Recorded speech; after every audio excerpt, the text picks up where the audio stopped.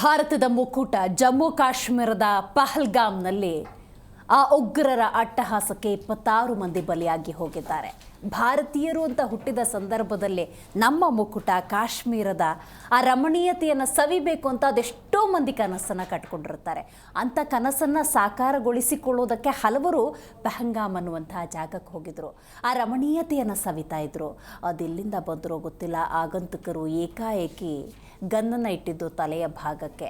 ಕೇಳಿದ್ದು ಕೆಲವೊಂದು ಪ್ರಮುಖ ವಿಚಾರಗಳನ್ನು. ಅವರೇನೋ ಬೇರೆ ಐಡೆಂಟಿಟಿ ಕೇಳಲಿಲ್ಲ, ಹೆಸರು ಕೇಳಿದ್ರು, ಧರ್ಮ ಕೇಳೋದು, ನಂತರ ಗುಂಡಿಕ್ಕಿ ಬಿಟ್ಟರು, ಪ್ರಾಣ ಪಕ್ಷಿಯನ್ನು ಹಾರಿಸಿಬಿಟ್ರು.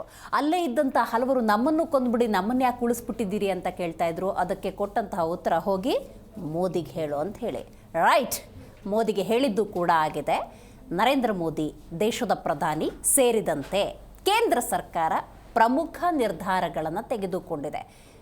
ಯಾವುದೇ ನೆರೆಹೊರೆಯ ರಾಷ್ಟ್ರ ಅಂದರೂ ಕೂಡ ಗಡಿ ಅನ್ನೋದಿರುತ್ತೆ, ರಾಜತಾಂತ್ರಿಕ ವ್ಯವಸ್ಥೆಗಳು ಅನ್ನೋದಿರುತ್ತೆ, ಅದನ್ನು ಮೀರಿದ ಸಂಬಂಧ ಅನ್ನೋದಿರುತ್ತೆ. ಇವತ್ತು ಪಾಕ್ನಿಂದನೇ ಈ ಘಟನೆ ಸಂಭವಿಸಿದೆ ಅನ್ನೋದಕ್ಕೆ ಹಲವಾರು ಅನುಮಾನಗಳಿದ್ದಾವೆ. ಆ ನಿಟ್ಟಿನಲ್ಲಿ ಪಾಕಿಸ್ತಾನದ ಜೊತೆಗಿನ ಸಂಬಂಧಕ್ಕೆ ಎಳ್ಳು ನೀರು ಬಿಡೋದಕ್ಕೆ ಕೇಂದ್ರ ಸರ್ಕಾರ ಮುಂದಾಗಿದೆ. ಎಳನೀರು ಹಾಗಾದರೆ ಬಿಟ್ಟಿರಲಿಲ್ವಾ?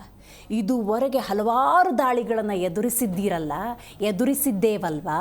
ಭಾರತೀಯರು ನಲುಗಿ ಹೋಗಿದ್ದಾರಲ್ಲ, ಅದೆಷ್ಟೋ ಸೈನಿಕರು ಪ್ರಾಣ ತೆತ್ತಿದ್ರಲ್ಲ. ಈ ಒಂದು ಘಟನೆ ಆದ ನಂತರ ಎಳ್ಳುನೀರು ಬಿಡೋದಕ್ಕೆ ನಿಮಗೆ ಮುಹೂರ್ತ ಕೂಡಿ ಬಂತ ಅನ್ನೋದು ಒಂದು ಪ್ರಶ್ನೆ. ಇದೆಲ್ಲದರ ಜೊತೆಗೆ ನೆರೆಹೊರೆಯ ರಾಷ್ಟ್ರಗಳು ಅಂತ ಸಂದರ್ಭದಲ್ಲಿ ಇರಬೇಕಾದಂತಹ ಕೆಲವೊಂದು ಮೌಲ್ಯಗಳನ್ನು ಪಾಕಿಸ್ತಾನವೂ ಇರಬಹುದು, ಅಂಥ ಉಗ್ರ ಸಂಘಟನೆಗಳು ಇರಬಹುದು. ಯಾಕೆ ಈ ರೀತಿಯ ಕೃತ್ಯಕ್ಕೆ ಮುಂದಾದವು ಅನ್ನುವಂತಹ ಪ್ರಶ್ನೆ. ಯಾಕಂದರೆ ಹಲವಾರು ಸಂದರ್ಭಗಳಲ್ಲಿ ಕಾಲು ಕೆರೆದುಕೊಂಡು ಜಗಳಕ್ಕೆ ಬರುವ, ಕಾಲು ಕೆರೆದುಕೊಂಡು ಆ ಗಡಿ ಭಾಗವನ್ನು ದಾಟುವ ಅಥವಾ ಈ ರೀತಿಯ ಅಟ್ಯಾಕ್ ಮಾಡುವಂತಹ ಈ ಪಾಕಿಸ್ತಾನವನ್ನು ಇದುವರೆಗೂ ಕೂಡ ಯಾಕೆ ಸುಮ್ಮನೆ ಬಿಟ್ಟಿದ್ದೀರಿ ಅಂತ ಅಷ್ಟೂ ಭಾರತೀಯರು ಪ್ರಶ್ನೆ ಮಾಡ್ತಿದ್ದಾರೆ. ಹಾಗಾದರೆ ಆ ಪಾಕಿಸ್ತಾನಕ್ಕೆ, ಆ ಉಗ್ರ ಸಂಘಟನೆಗಳಿಗೆ ಪಾಠ ಕಲಿಸೋದು ಹೇಗೆ? ಈಗಿರುವಂಥ ಕೇಂದ್ರ ಸರ್ಕಾರಕ್ಕೆ ಅದು ಸಾಧ್ಯವಾ ಅನ್ನೋದೇ ಸದ್ಯದ ಪ್ರಶ್ನೆ. ಈ ಬಗ್ಗೆ ಕೂಲಂಕುಷವಾಗಿ ಮಾತಾಡೋಣ. ನಾನು ದಿವ್ಯಶ್ರೀ.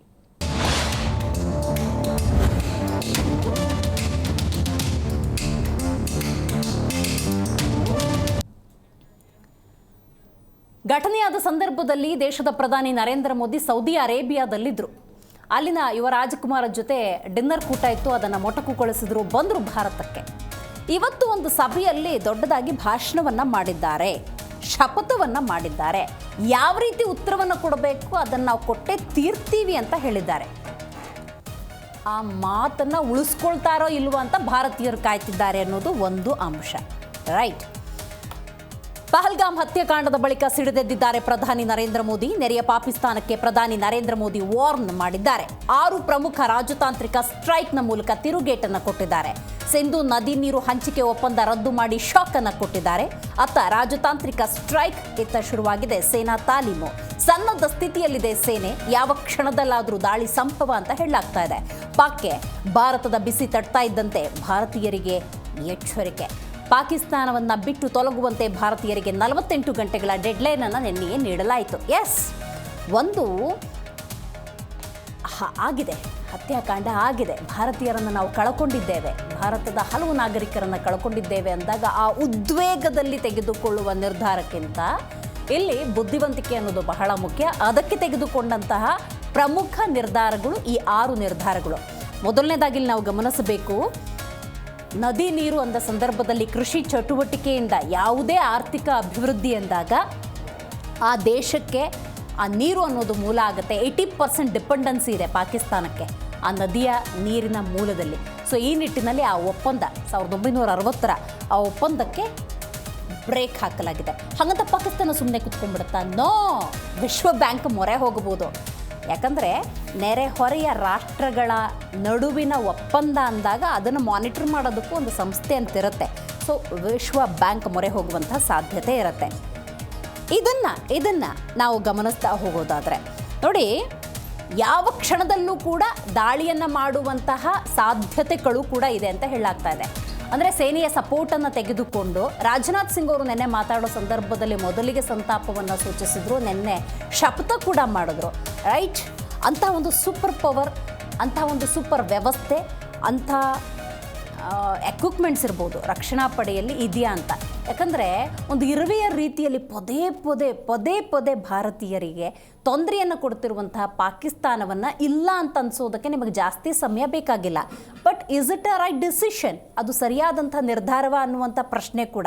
ಬಟ್ ಈ ದೃಶ್ಯವನ್ನು ನೀವೇನು ನೋಡ್ತಾ ಇದ್ದೀರಿ ಜಿ ಕನ್ನಡ ನ್ಯೂಸ್ನಲ್ಲಿ, ಆ ದೃಶ್ಯವನ್ನು ನೋಡಿದ್ರೆ ಎಂಥವರ ರಕ್ತ ಕೂಡ ಕುದ್ದು ಹೋಗುತ್ತೆ. ಪುಟ್ಟ ಮಗುವಿನಲ್ಲೂ ರಕ್ತ ಕುದ್ದು ಹೋಗುತ್ತೆ. ಯಾಕಂದರೆ ಅಲ್ಲೇನೋ ಉಗ್ರರ ದಾಳಿ ಆಗಿದೆ ಅನ್ನೋದನ್ನು ನಾವು ಗಮನಿಸಿದರೂ ಕೂಡ ದಾಳಿಯ ಪೂರ್ವದಲ್ಲಿ ಆ ಆಗಂತುಕರು ಅಲ್ಲಿದ್ದಂಥ ಪ್ರವಾಸಿಗರಿಗೆ ಕೇಳಿದ ಪ್ರಶ್ನೆ ಇದೆಯಲ್ಲ, ಅದು ಆ ರಕ್ತವನ್ನು ಇನ್ನೂ ಹೆಚ್ಚು ಕುದಿಯುವಂತೆ ಮಾಡ್ತಾ ಇದೆ. ಇದೆಲ್ಲದರ ನಡುವೆ ನಾವು ಇನ್ನೊಂದು ಅಂಶವನ್ನು ಗಮನಿಸಲೇಬೇಕು. ಏನು ಅಂತ ನೋಡ್ತಾ ಹೋಗೋದಾದರೆ, ನಾನು ಹಲವು ಎಕ್ಸ್ಪರ್ಟ್ಗಳ ಜೊತೆ ಇವತ್ತು ಮಾತಾಡ್ತಾ ಇದ್ದೆ. ನಿವೃತ್ತ ಸೇನಾ ಅಧಿಕಾರಿಗಳಿರ್ಬೋದು, ಮಿಲಿಟ್ರಿಯಲ್ಲಿದ್ದವರು ಮತ್ತು ಆ ಜಾಗವನ್ನು ಬಲ್ಲವರು. ಪಹಲ್ಗಾಮ್ ಅನ್ನೋದೇನಿದೆ ಅದು ಸೆಂಟ್ರ್ ಆಫ್ ದ ಸಿಟಿ, ಯಾವುದೋ ಗಡಿ ಭಾಗದ ಜಾಗ ಅಲ್ಲ. ಈ ರೀತಿ ಹಲವಾರು ವಿಚಾರಗಳನ್ನು ಪ್ರಸ್ತಾಪ ಮಾಡ್ತಿದ್ರು. ನನಗಲ್ಲಿ ಕೆರಳಿದ ಒಂದೇ ಒಂದು ಪ್ರಶ್ನೆ, ಹೌದಲ್ಲ ಸೆಂಟ್ರ್ ಆಫ್ ದ ಸಿಟಿ ಅಲ್ವಾ, ಯಾವುದೋ ಗಡಿ ಭಾಗದ ಜಾಗ ಅಲ್ವಾ, ಅಂಥ ಒಂದು ಜಾಗಕ್ಕೆ ಆಗಂತಕರು ಬರೋದಕ್ಕೆ ಯಾಕೆ ಬಿಟ್ಕೊಂಡ್ರು? ಮಿನಿಮಮ್ ಪೊಲೀಸ್ ಫೋರ್ಸ್ ಅಲ್ಲಿರಲಿಲ್ವಾ ಅನ್ನುವಂಥ ಪ್ರಶ್ನೆ. ರೈಟ್, ಮತ್ತೊಂದು ಬ್ರೇಕಿಂಗ್ ಅಪ್ಡೇಟ್ ಬರ್ತಾ ಇದೆ ನೋಡಿ. ಉಗ್ರರ ದಾಳಿಗೆ ಕೇಂದ್ರ ಸರ್ಕಾರ ಅಕ್ಷರಶಃ ಕಿಡಿಕಾರ್ತಾ ಇದೆ, ಅಸಮಾಧಾನವನ್ನು ಹೊರಹಾಕ್ತಾ ಇದೆ. ಅಮಾಯಕ ಪ್ರವಾಸಿಗರ ನರಮೇಧಕ್ಕೆ ಹಾಗಾದರೆ ಪ್ರತೀಕಾರವನ್ನು ತೆಗೆದುಕೊಳ್ಳುತ್ತಾ ಆ ಶಕ್ತಿ ಇದೆಯಾ ಅನ್ನುವಂಥ ಪ್ರಶ್ನೆಯನ್ನು ಹಲವರು ಕೂಡ ಮಾಡ್ತಾ ಇದ್ದಾರೆ. ಪಾಕಿಸ್ತಾನದ ವಿರುದ್ಧ ಪ್ರತೀಕಾರಕ್ಕೆ ಒತ್ತಡ ಅನ್ನೋದು ಹೆಚ್ಚಿದೆ. ಬೆಳಗಾಗೋದ್ರೊಳಗೆ ಈ ಪಾಕಿಸ್ತಾನ ಇರಬಾರ್ದು ಅಂತ ಕೇಳ್ತಾ ಇದ್ರು. ಬಾಲ್ಕೋಟ್ ರೀತಿ ಮತ್ತೊಂದು ಸರ್ಜಿಕಲ್ ಸ್ಟ್ರೈಕ್ ಆಗುತ್ತಾ ಅಂತ. ಅಲ್ಲೇನೋ ಹೋಯ್ತು, ಸರ್ಜಿಕಲ್ ಸ್ಟ್ರೈಕ್ ಆಯಿತು, ಯಾವುದೋ ಕಾಡಿನ ಮರೆಯಲ್ಲಿದ್ದಂಥ ಇಬ್ಬರನ್ನು ಹೊಡೆದುರುಳಿಸ್ಬಿಟ್ರು. No, it is not like that. ಅಂಥ ನರಮೇಧವನ್ನು ಭಾರತೀಯರು ಒಪ್ಪಿಕೊಳ್ಳುವಂಥ ಸ್ಥಿತಿ ಇಲ್ಲ. ತಾಳ್ಮೆಯ ಕಟ್ಟೆ ಒಡೆದಿದೆ. ಯಾಕಂದರೆ ಮಂಜುನಾಥ್ ಅವರ ವೈಫ್ ಪಲ್ಲವಿ ಮಾತಾಡ್ತಿದ್ದಾಗ ಎಂಥವರ ಹೊಟ್ಟೆಗೆ ಬೆಂಕಿ ಇಟ್ಟಂಗಾಗುತ್ತೆ. ನನ್ನನ್ನು ಯಾಕೆಯ್ಯ ಉಳಿಸಿದ್ಯಾ, ನನ್ನನ್ನು ತೊಗೊಂಬಿಡು, ಕೊಂದುಬಿಡು ಅಂತ ಹೇಳಿದ್ರೆ ಆ ಮಗ ಅಭಿಜಯ್ ಕೂಡ ಹೇಳ್ತಾ ಇದ್ರಂತೆ, ಕುತ್ತೆ, ನಾಯಿ, ನನ್ನನ್ನು ಯಾಕೆ ಉಳಿಸಿದ್ಯಾ, ಆ ಧೈರ್ಯ ನೋಡಿ. ಅಂಥ ಏನೋ ಪ್ರಾಣ ಪಕ್ಷಿ ಹಾರಿ ಹೋಗುತ್ತೆ ಅನ್ನುವಂಥ ಸನ್ನಿವೇಶದಲ್ಲಿ ತನ್ನ ತಂದೆಯನ್ನು ಕಳ್ಕೊಂಡಿದ್ದ PUC ಹುಡುಗ ಕುತ್ತೆ ಅಂತ ಬೈಯುವಂಥ ಧೈರ್ಯ ಮಾಡಿದ್ದಾನೆ ಅಂದರೆ ಆತನಿಗೊಂದು ಹ್ಯಾಟ್ಸ್ ಆಫ್ ಹೇಳ್ತಾನೆ. ಆ ಧೈರ್ಯವನ್ನು ಮೆಚ್ಚುತ್ತಲೇ ನಾವಿಲ್ಲಿ ಗಮನಿಸಬೇಕಾದ ಹಲವಾರು ಅಂಶಗಳಿದ್ದಾವೆ. ಭಾರತೀಯರೆಲ್ಲರೂ ಕೂಡ ಸರಿಯಾದಂಥ ಪ್ರತೀಕಾರವನ್ನು ಕೊಡಬೇಕು ಅಂತ ಹೇಳ್ತಿದ್ದಾರೆ. ಆ ಪ್ರತೀಕಾರವನ್ನು ಕೊಡ್ತಾರಾ? ನಾನ್ ಅಲೈನ್ ಮೂಮೆಂಟ್, ನಾವು ಅಲಿಪ್ತ ನೀತಿಯನ್ನು ಅನುಸರಿಸೋರಲ್ವಾ, ಶಾಂತಿಯನ್ನು ಒಪ್ಪಿಕೊಳ್ಳೋರಲ್ವಾ, ಅದನ್ನೇ ಪಾಲನೆ ಮಾಡಿಕೊಂಡು ನರೇಂದ್ರ ಮೋದಿ ಸರ್ಕಾರ ಮುಂದಕ್ಕೆ ಹೆಜ್ಜೆ ಇಡುತ್ತಾ ಅನ್ನುವಂಥ ಹಲವಾರು ಪ್ರಶ್ನೆಗಳು.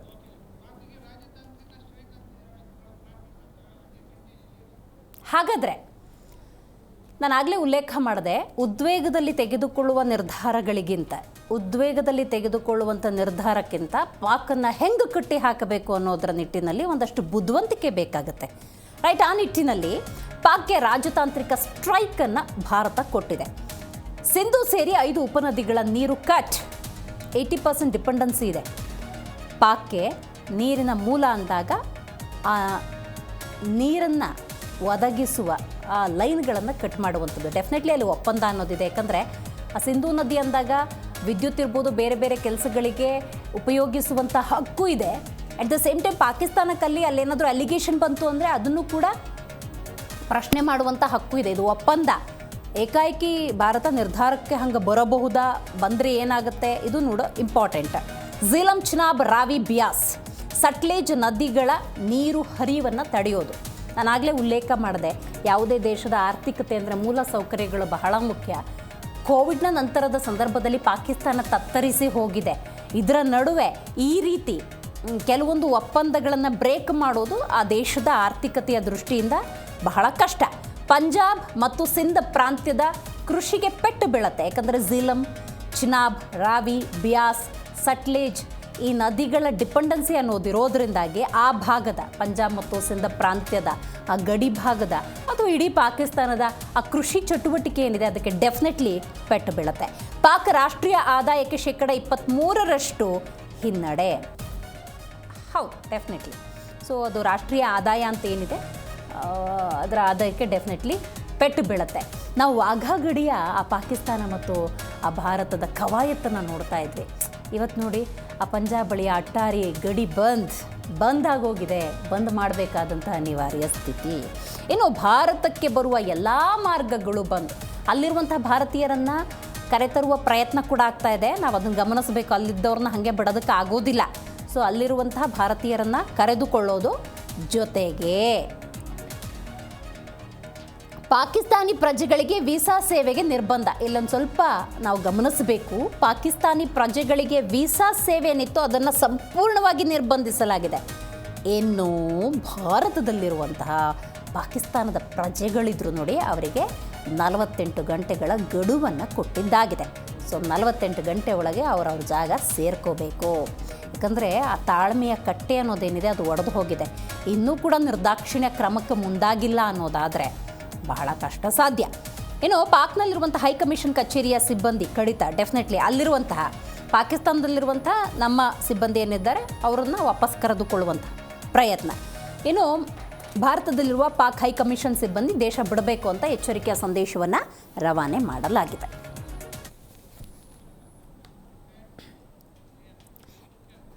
ಈ ಬಗ್ಗೆ ಮಾತಾಡಲಿಕ್ಕೆ ಮೊದಲನೇದಾಗಿ ನಮ್ಮ ಕಾರ್ಯಕ್ರಮದಲ್ಲಿ JDS ವಕ್ತಾರರಾಗಿರುವಂಥ ಡಾಕ್ಟರ್ ನಾಗೇಂದ್ರ ಅವರಿದ್ದಾರೆ, ನಮಸ್ಕಾರ. BJP ವಕ್ತಾರರಾಗಿರುವಂತಹ ಸನತ್ ಅವರಿದ್ದಾರೆ, ನಮಸ್ಕಾರ. ಕಾಂಗ್ರೆಸ್ ವಕ್ತಾರರಾಗಿರುವಂತಹ ದರ್ಶನ್ ಅವರಿದ್ದಾರೆ, ನಮಸ್ಕಾರ. ಇನ್ನು ನಮ್ಮ ಜೊತೆ AP ವಕ್ತಾರರಾಗಿರುವಂತಹ ಶಶಿಧರ್ ಆರಾಧ್ಯ ಅವರಿದ್ದಾರೆ, ನಮಸ್ಕಾರ. ರೈಟ್, BJP ವಕ್ತಾರರು ಸನತ್ ಅವರಿಂದನೇ ಆರಂಭ ಮಾಡೋದಾದರೆ, ಇವತ್ತು ಭಾರತದಾದ್ಯಂತ ಪ್ರತಿಯೊಬ್ಬ ನಾಗರಿಕ ಬೆಳಗಾಗೋದ್ರೊಳಗೆ ಆ ಸಣ್ಣ ಪಾಕಿಸ್ತಾನ ಇರಬಾರ್ದು ಅಂತ ಹೇಳ್ತಿದ್ದಾರೆ. ಅಂಥ ಆಕ್ರೋಶ ಅನ್ನೋದು ಪ್ರತಿಯೊಬ್ಬರ ಹೃದಯದಲ್ಲಿ ಕಿಚ್ಚನ್ನು ಹೆಚ್ಚು ಮಾಡಿದೆ. ಪ್ರತಿಯೊಬ್ಬರ ರಕ್ತ ಅನ್ನೋದು ಬೆಸಿಯಾಗಿದೆ. ಅಂಥ ಉತ್ತರವನ್ನು ನಿಮ್ಮ ಸರ್ಕಾರ ಕೊಡುತ್ತಾ?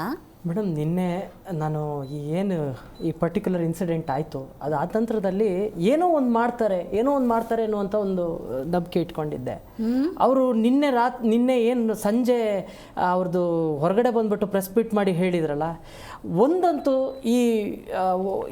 ಏನು ಹೇಳ್ಬೋದು ಅಂತ ಹೇಳಿದ್ರೆ ವಾಟರ್ ಬಾಂಬ್ ಅಂತ ಹೇಳ್ಬೋದು. ಇದು ಹೆಂಗೆ ಅವ್ರನ್ನ ಸುಡುತ್ತೆ ಅನ್ನುವಂಥದ್ದು ಇನ್ನು 6 ತಿಂಗಳಲ್ಲಿ ಕಾದು ನೋಡಿ ನೀವು. ಇನ್ನು 6 ತಿಂಗಳು ಬೇಕಾಗಿಲ್ಲ ಇದಕ್ಕೆ, ಅಷ್ಟು ಬೇಗನೆ ಸ್ಟಾರ್ಟ್ ಆಗುತ್ತೆ. ನನಗೆ ಈ ವಿಚಾರವಾಗಿ ಮಾತಾಡಬೇಕಾದ್ರೆ ಕೆಲವೊಂದು ಸ್ಪಷ್ಟತೆಯನ್ನು ಕೊಟ್ಕೊಂಡು ಹೋಗ್ತೀನಿ. ಇದು 1948ರಲ್ಲಿ ಸ್ಟಾರ್ಟ್ ಆಗಿರ್ತಕ್ಕಂಥದ್ದು. 1948ರಲ್ಲಿ ಏನಾಯಿತು ಅಂತ ಹೇಳಿದ್ರೆ, ಭಾರತ ಅವರಿಗೆ ನೀರನ್ನು ನಿಲ್ಲಿಸುತ್ತೆ. ಆಗ ಏನಾಗುತ್ತೆ ಅಂತ ಹೇಳಿದ್ರೆ 9 ವರ್ಷ ಹೋರಾಟ ಮಾಡ್ತಾರೆ ಅವರು, ನೀರಿಗೋಸ್ಕರ 9 ವರ್ಷ ಹೋರಾಟ ಮಾಡ್ತಾರೆ. ವರ್ಲ್ಡ್ ಬ್ಯಾಂಕಿಗೆ ಹೋಗ್ತಾರೆ ಅವರು. ವರ್ಲ್ಡ್ ಬ್ಯಾಂಕಿನ ಸಹಾಯದಿಂದ 1960 ಕಾಡಿ ಬೇಡಿ 1960ರಲ್ಲಿ ಈ ಟ್ರೀಟಿಗೆ ಸೈನ್ ಹಾಕ್ಸ್ಕೊತಾರೆ.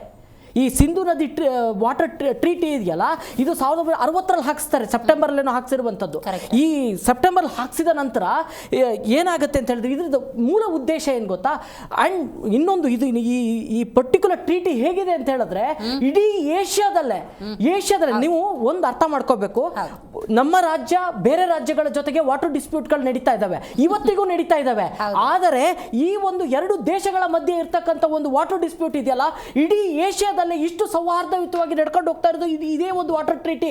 ಅದನ್ನು ನಾವು ಹೇಳಬೇಕು. ಯಾಕೆಂದ್ರೆ ಅದೇ ರೀತಿಯಾಗಿ ಭಾರತನು ಕೋಆಪರೇಟ್ ಮಾಡ್ಕೊಂಡು ಹೋಗ್ತಾ ಇದೆ ಪಾಕಿಸ್ತಾನದ ಜೊತೆಗೆ. ಯಾಕೆಂದ್ರೆ ಅಲ್ಲಿನ ಜನ ಸಾಯಬಾರ್ದು ಅಂತಕ್ಕಂಥ ಉದ್ದೇಶ ಇಟ್ಕೊಂಡು ನಾವು ಮಾಡ್ಕೊಳ್ತಾ ಹೋದ್ವಿ. ಇದು ಆದ ನಂತರದಲ್ಲಿ ಈ ವಾಟರ್ ಟ್ರೀಟಿ ಏನು 1000 ಆಗುತ್ತೆ, 3 ನದಿಗಳನ್ನ ನಮಗೆ ಹಂಚ್ಕೊಳ್ತಾರೆ. ಅದರಲ್ಲಿ ಏನಾಗುತ್ತೆ ಅಂತ ಹೇಳಿದ್ರೆ 80% ನೀರು, ಈ ಸಿಂಧು ನದಿ ಕಣಿವೆ ಒಳಗೆ ಬರುವಂತ 80% ನೀರು ಪಾಕಿಸ್ತಾನಕ್ಕೆ, 20% ನೀರು ಭಾರತ ಉಪಯೋಗಿಸ್ಕೋಬಹುದು. ನಮ್ಮ ಏನು ಕೆಳಗಡೆ ವೆಸ್ಟರ್ನ್ ಪಾರ್ಟ್ಸ್ ಅಲ್ಲಿ ಬರುವಂತ ಎಲ್ಲಾ ನದಿಗಳ ನೀರನ್ನು ನಾವು ಸ್ವಇಚ್ಛೆಯಿಂದ ಉಪಯೋಗಿಸ್ಕೋಬಹುದು ಅಂತ ಈ ಟ್ರೀಟಿಲಿದೆ. ಅದಾದ ನಂತರ ಮೇಲ್ಗಡೆ ಪಾರ್ಟ್ ಏನಿದೆಯಲ್ಲ, ಆ ಮೇಲ್ಗಡೆ ಪಾರ್ಟಿನ ಈಸ್ಟರ್ನ್ ಪಾರ್ಟಿನ ನದಿಗಳ ನೀರನ್ನ ಪಾಕಿಸ್ತಾನ ಉಪಯೋಗಿಸ್ಕೋಬಹುದು ಅನ್ನುವಂಥದ್ದು ಈ ಟ್ರೀಟಿಯಲ್ಲಿ ಇರುವಂಥದ್ದು. ಅದಾದ ನಂತರ ಇದಕ್ಕೊಂದು ಟ್ರಿಬ್ಯುನಲ್ ಅನ್ನ ಮಾಡಿದ್ದಾರೆ. ಈ ಟ್ರಿಬ್ಯುನಲ್ ಕಾರ್ಯ ಏನು ಅಂತ ಹೇಳಿದ್ರೆ, ಏನೇ ಪ್ರಾಬ್ಲಮ್ಗಳು ಅರೈಸ್ ಆದಂತ ಸಮಯದಲ್ಲಿ ನೋಡಿ, ಇದನ್ನ ಹೆಂಗೆ ಅಮೈನ್ಮೆಂಟ್ ತಂದಿದ್ದಾರೆ ಅಂತ ಹೇಳಿದ್ರೆ, ಇಲ್ಲಿ ಅವರಿಗೆ 3 ಅವಕಾಶಗಳಿದಾವೆ. ಇದನ್ನ ಪ್ರಶ್ನೆ ಮಾಡಲಿಕ್ಕೆ 3 ಅವಕಾಶಗಳಿದಾವೆ. ಆ ರೀತಿಯಾಗಿ ಈ ಟ್ರೀಟಿಯನ್ನು ತಂದಿದ್ದಾರೆ. ಒಂದ್ ಕಡೆ ಸಾಲ್ವ್ ಆಗಲಿಲ್ಲ ಅಂದ್ರೆ 2ನೇ ಸ್ಟೆಪ್ಪಿಗೆ ಹೋಗ್ಬೇಕು ಅವರು, ಅಲ್ಲಿ ಸಾಲ್ವ್ ಆಗಲಿಲ್ಲ ಅಂತ. ಇದು ಇನ್ನೊಂದು ಏನು ಗೊತ್ತಾ, 2 ದೇಶಗಳಿಗೆ ಸಂಬಂಧ ಇಲ್ಲದ 3ನೇ ವ್ಯಕ್ತಿಗಳ ಮಧ್ಯಸ್ಥಿಕೆಯಲ್ಲಿ ಈ ಡಿಸ್ಪ್ಯೂಟ್ ಅನ್ನ ಪರಿಹಾರ ಮಾಡ್ತಾರೆ. ಆಮೇಲೆ 5 ವರ್ಷಕ್ಕೊಂದ್ಸತಿ ಈ ದೇಶಕ್ಕೆ ಅವರು ಬಂದು ಈ ಕಣಿವೆಯಲ್ಲಿ ಏನಾಗ್ತಾ ಇದೆ ಅಂತಕ್ಕಂಥದ್ದು ನೋಡಿದರೆ, ಇಲ್ಲಿವರೆಗೆ 118 ಸತಿ ಭಾರತಕ್ಕೆ ಭೇಟಿ ಕೊಟ್ಟು ನೋಡಿದ್ದಾರೆ. ಇದು ನಾವು ಅರ್ಥ ಮಾಡ್ಕೋಬೇಕು. ಅದಾದ ನಂತರದಲ್ಲಿ 2006ರಲ್ಲಿ ಅಲ್ಲೊಂದು ಡ್ಯಾಮ್ ಕಟ್ಲಿಕ್ಕೆ ಹೋಗ್ತೀವಿ, ಗಂಗಾ ಕಲ್ಪನ್ ಗಂಗಾ ಅಂತಲ್ಲ ಏನೋ ಒಂದು ಪ್ರಾಜೆಕ್ಟ್ ನ ತರ್ತೀವಿ. ಅದಕ್ಕೆ ಅದಕ್ಕೆ ಅವರು ಅಡ್ಗಾಲ್ ಹಾಕ್ತಾರೆ. ಆ ಸಂದರ್ಭದಲ್ಲಿ ಅವ್ರಿಗೆ ಆಶ್ವಾಸನೆ ಕೊಡ್ತೀವಿ, ಇದನ್ನ ನಾವು ಎಲೆಕ್ಟ್ರಿಸಿಟಿಗೆ ಬಳಸ್ಕೊಡ್ತೀವಿ ಹೊರತು ಬೇರೆ ಏನಕ್ಕೂ ಇದು ಮಾಡೋದಿಲ್ಲ, ಡೈವರ್ಟ್ ಮಾಡಿರೋ ವಾಟರ್ನ ನಿಮ್ಮ ಟ್ರಿಬ್ಯೂಟರಿಗೆ ಬಿಡ್ತೀವಿ ಅಂತ. ಇನ್ನೊಂದು ಅಂಶ, 80-20 ರೇಷಿಯೋದಲ್ಲಿ ನಾವು ಹಂಚ್ಕೊತಾ ಇದೀವಲ್ಲ, ಈ 80% ನೀರು ಇಲ್ಲಿಂದ ಆಚೆಗೆ ಹೋಗುತ್ತಲ್ಲ, ಅದು ಅವರಿಗೆ ಇಡೀ ದೇಶಕ್ಕೆ 70% ನೀರು ನಮ್ಮದೇ, 30% ಮಾತ್ರ ಅಲ್ಲಿನ ನೀರಿನ ಏನು ಹೊರತೆ ಇದೆಯಲ್ಲ ಅವ್ರಿಗೆ ಸಿಗುವಂಥದ್ದು, 70% ನಾವು ಅಲ್ಲಿ ಕಳಿಸ್ತಾ ಇದ್ದೀವಿ. ಅಂದರೆ ನಮ್ಮ ದೇಶದಲ್ಲಿ ರಕ್ತ ಹರಿಸ್ಬಿಟ್ಟು ನೀರನ್ನು ಹರಿಸಿ ಅಂತ ಹೇಳಿದರೆ ಯಾವ ನ್ಯಾಯ ಮೇಡಮ್? ಇದು ಒಂದು ನಾವು ಕೇಳಬೇಕು. ಎರಡನೇದು, 1906ರಲ್ಲಿ ಏನು ಇವರು ಡ್ಯಾಮನ್ನು ಕಟ್ಟಲಿಕ್ಕೆ ಬಿಡಲಿಲ್ಲ, 2018ರಲ್ಲಿ ಆ ಡ್ಯಾಮನ್ನು ಉದ್ಘಾಟನೆ ಆಗುತ್ತೆ. ಆಮೇಲೆ 2019ರಲ್ಲಿ ಬಾಲಾಕೋಟ್ ಇದಾಗುತ್ತಲ್ಲ, ದಾಳಿ ಆಗುತ್ತಲ್ಲ, ಆ ಸಂದರ್ಭದಲ್ಲಿ ಏನು ಮಾಡ್ತಾರೆ ಅಂತ ಹೇಳಿದ್ರೆ ಅಲ್ಲಿ ಎಲ್ಲ ನದಿಗಳಿಗೂ ಡ್ಯಾಮ್ ಕಟ್ಟಕ್ಕೆ ಅವಕಾಶ ಮಾಡ್ಕೊಡ್ತಾರೆ. ಯಾವುದು ಈಸ್ಟರ್ನ್ ಪಾರ್ಟ್ ಅವರಿಗೆ ಅಂತ ಬಿಟ್ಕೊಟ್ಟಿದ್ವಲ್ಲ, ಅಲ್ಲಿ ಡ್ಯಾಮ್ ಕಟ್ಟಲಿಕ್ಕೆ ಅವರು ಅಪೋಸ್ ಮಾಡ್ತಾನೆ ಬಂದಿದ್ದಾರೆ.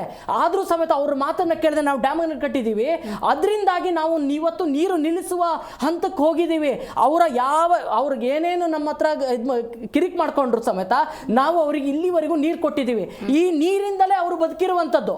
ಇಷ್ಟಿದ್ರೂ ಸಮೇತ ನಮ್ಮ ದೇಶದ ಒಳಗೆ ನುಗ್ಗಿ ಇಲ್ಲಿರುವಂತ ಅಮಾಯಕರ ಮೇಲೆ ಹಲ್ಲೆ ನಡೆಸ್ತಾರೆ ಅನ್ನೋದಾದ್ರೆ ಇದು ಖಂಡನೀಯ.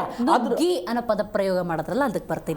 ಅಲ್ಲ, ಯಾಕೆ ಅಂತ ಹೇಳಿದ್ರೆ ಒಳನುಸುಳುವಿಕೆ ಏನಿದೆಯಲ್ಲ, ನಿನ್ನೆ ಒಳನುಸುವಿಕೆ ಇಬ್ಬರನ್ನ ಹೊಡೆದಾಕಿದ್ದಾರೆ. ಜವಾಬ್ದಾರಿ ಅಲ್ಲ, ಹೊಡೆದಾಕಿದ್ದಾರೆ. ಆದ್ರೆ ಇಲ್ಲೇ ಆನೆಕಲ್ಲಿಗೆ ಹೋಗೋಣ. ಎಷ್ಟು ಬಾಂಗ್ಲಾ ಪ್ರಜೆಗಳು, ಎಷ್ಟು ಪಾಕಿಸ್ತಾನದವರು, ಯಾರ್ದ ಜವಾಬ್ದಾರಿ? ನಾನು ಇಲ್ಲಿಗೆ ಬರ್ತೀನಿ. ನಾನು ತುಂಬಾ ಎಕ್ಸ್ಪರ್ಟ್ ಜೊತೆ ಮಾತಾಡದೆ ಇದೇ ವಿಚಾರಕ್ಕೆ ಸಂಬಂಧಪಟ್ಟಂತೆ ಅವರೆಲ್ಲ ಹೇಳ್ತಾ ಇದ್ರು, ಪಹಲ್ಗಾಮ್ ಅನ್ನೋದು ಸೆಂಟರ್ ಆಫ್ ದ ಸಿಟಿ ಅಂತ ಹೇಳಿದ್ರು. ಇಲ್ಲಿಂದ ನರೇಂದ್ರ ಮೋದಿ ಸರ್ಕಾರ ಅಥವಾ ಅಲ್ಲೆಲ್ಲ ಗೃಹ ಸಚಿವರು ಆಗಂತುಕರನ್ನ ಹೊರಗಡೆ ದಾಟಕ್ ಬಿಡಲ್ಲ ಅಂತ ಹೇಳಿದ್ರು. ಬಿಟ್ಕೊಂಡಿದ್ ಯಾರು ಕೇಳಿದೆ? ಅಲ್ಲ, ಇಲ್ಲ, ಒಂದು ವಿಚಾರ, ಇಲ್ಲಿ ಏನಾಗಿದೆ ಗೊತ್ತಾ, ಎಲ್ಲೋ ಒಂದು ಕಡೆ ಇವ್ರು ಒಳಗಡೆ ಬಂದ್ರಲ್ಲ, ಲೋಕಲ್ ಸಪೋರ್ಟ್ ಇದೆ ಅಂತಕ್ಕಂಥದ್ದು ಹೇಳಿದ್ದಾರೆ. ಈಗಾಗಲೇ 1500 ಜನರನ್ನು ವಶಕ್ಕೆ ಪಡ್ಕೊಂಡು ವಿಚಾರಣೆ ನಡೆಸ್ತಾ ಇದ್ದಾರೆ. ಇದ್ರ ಬಗ್ಗೆ ಸುಮ್ಮನೆ ಕೈ ಕಟ್ಟು ಕೂತ್ಕೊಳ್ಳುವಂತ ಪ್ರಶ್ನೆನೇ ಇಲ್ಲ. ಯಾಕೆಂತ ಹೇಳಿದ್ರೆ ಇದು ನಮ್ಮ ಮುಕುಟ ಮನಿ ಮೇಲೆ ಇವರು ದಾಳಿ ನಿರಾತಂಕವಾಗಿ ಮಾಡ್ತಾ ಇದ್ದಾರೆ. ಇದು ಒಂದೆರಡು ಸತಿ ಅಲ್ಲ, ಹಿಂದೆನೂ ಆಗ್ತಾ ಇತ್ತು. ಹಿಂದೆ ಅವತ್ತು ಪರಿಸ್ಥಿತಿಗೂ ಇವತ್ತಿನ ಪರಿಸ್ಥಿತಿಗೂ ಇದಾಗಿದೆ. ಯಾಕೆಂತ ಹೇಳಿದ್ರೆ ನಾವು ಇಲ್ಲಿನ ಪ್ರವಾಸಿಗರು ಅಲ್ಲಿಗೆ ಹೋಗ್ತಾ ಇದ್ದಾರೆ, ಅಲ್ಲಿನ ಸೌಂದರ್ಯವನ್ನು ಅನುಭವಿಸ್ತಾ ಇದ್ದಾರೆ. ನಾಳೆ ಆಮೇಲೆ ನರೇಂದ್ರ ಮೋದಿ ಅವರನ್ನ ನಂಬಿ ಇದನ್ನ ನೀವು ಅಮಿತ್ ಶಾ ಅವರನ್ನ ನಂಬಿ, ರಾಜನಾಥ್ ಸಿಂಗ್ ಅವರನ್ನ ನಂಬಿ.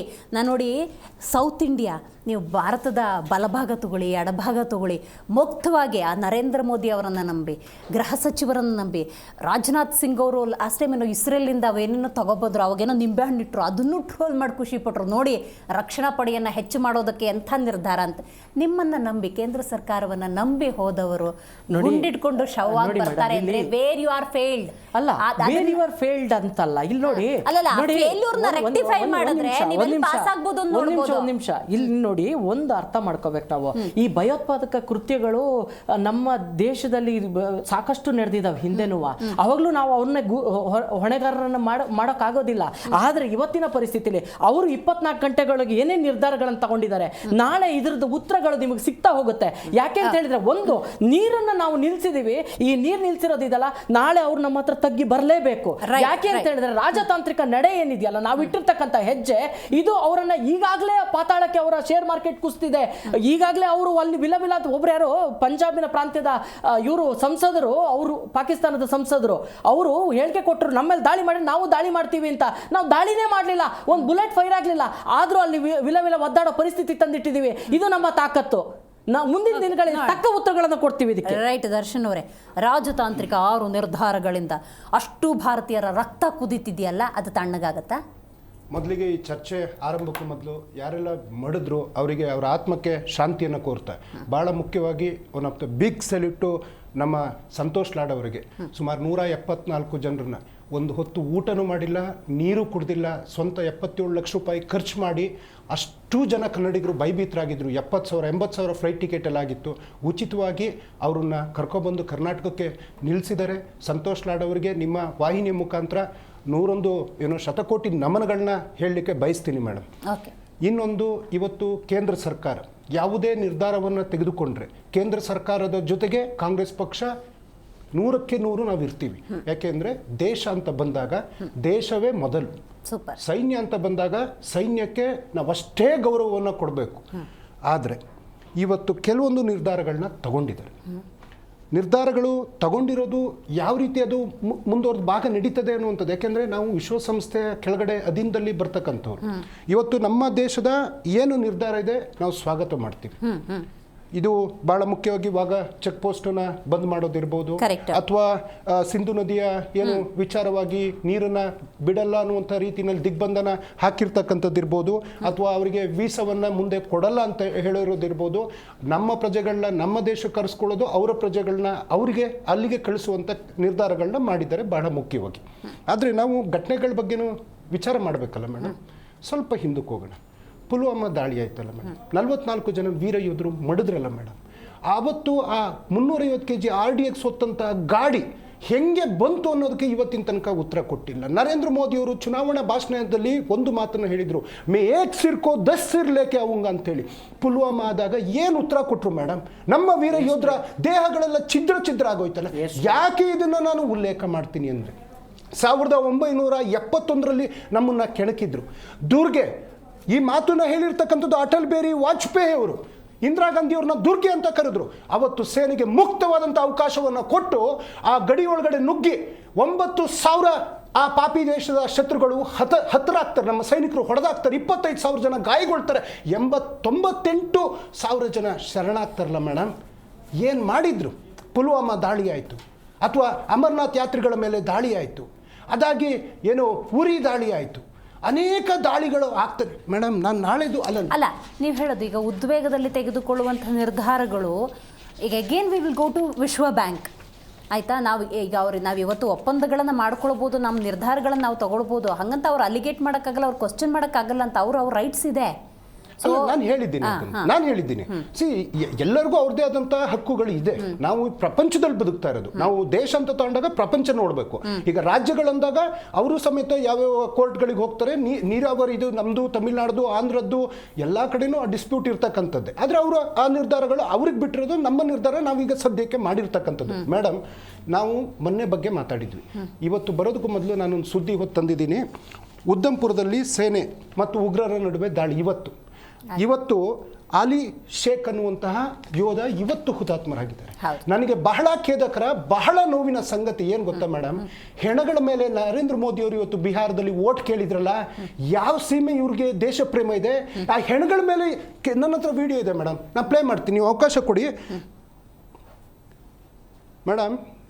ಇವತ್ತು ನರೇಂದ್ರ ಮೋದಿಯವರ ಹಾವಭಾವ ನೋಡಿ, ಅವರ ಮುಖದಲ್ಲಿರ್ತಕ್ಕಂಥ ಮಂದಹಾಸ, ನಗು ಬೇಕಿತ್ತ ಚುನಾವಣಾ ಪ್ರಚಾರ ನೋಡಿ.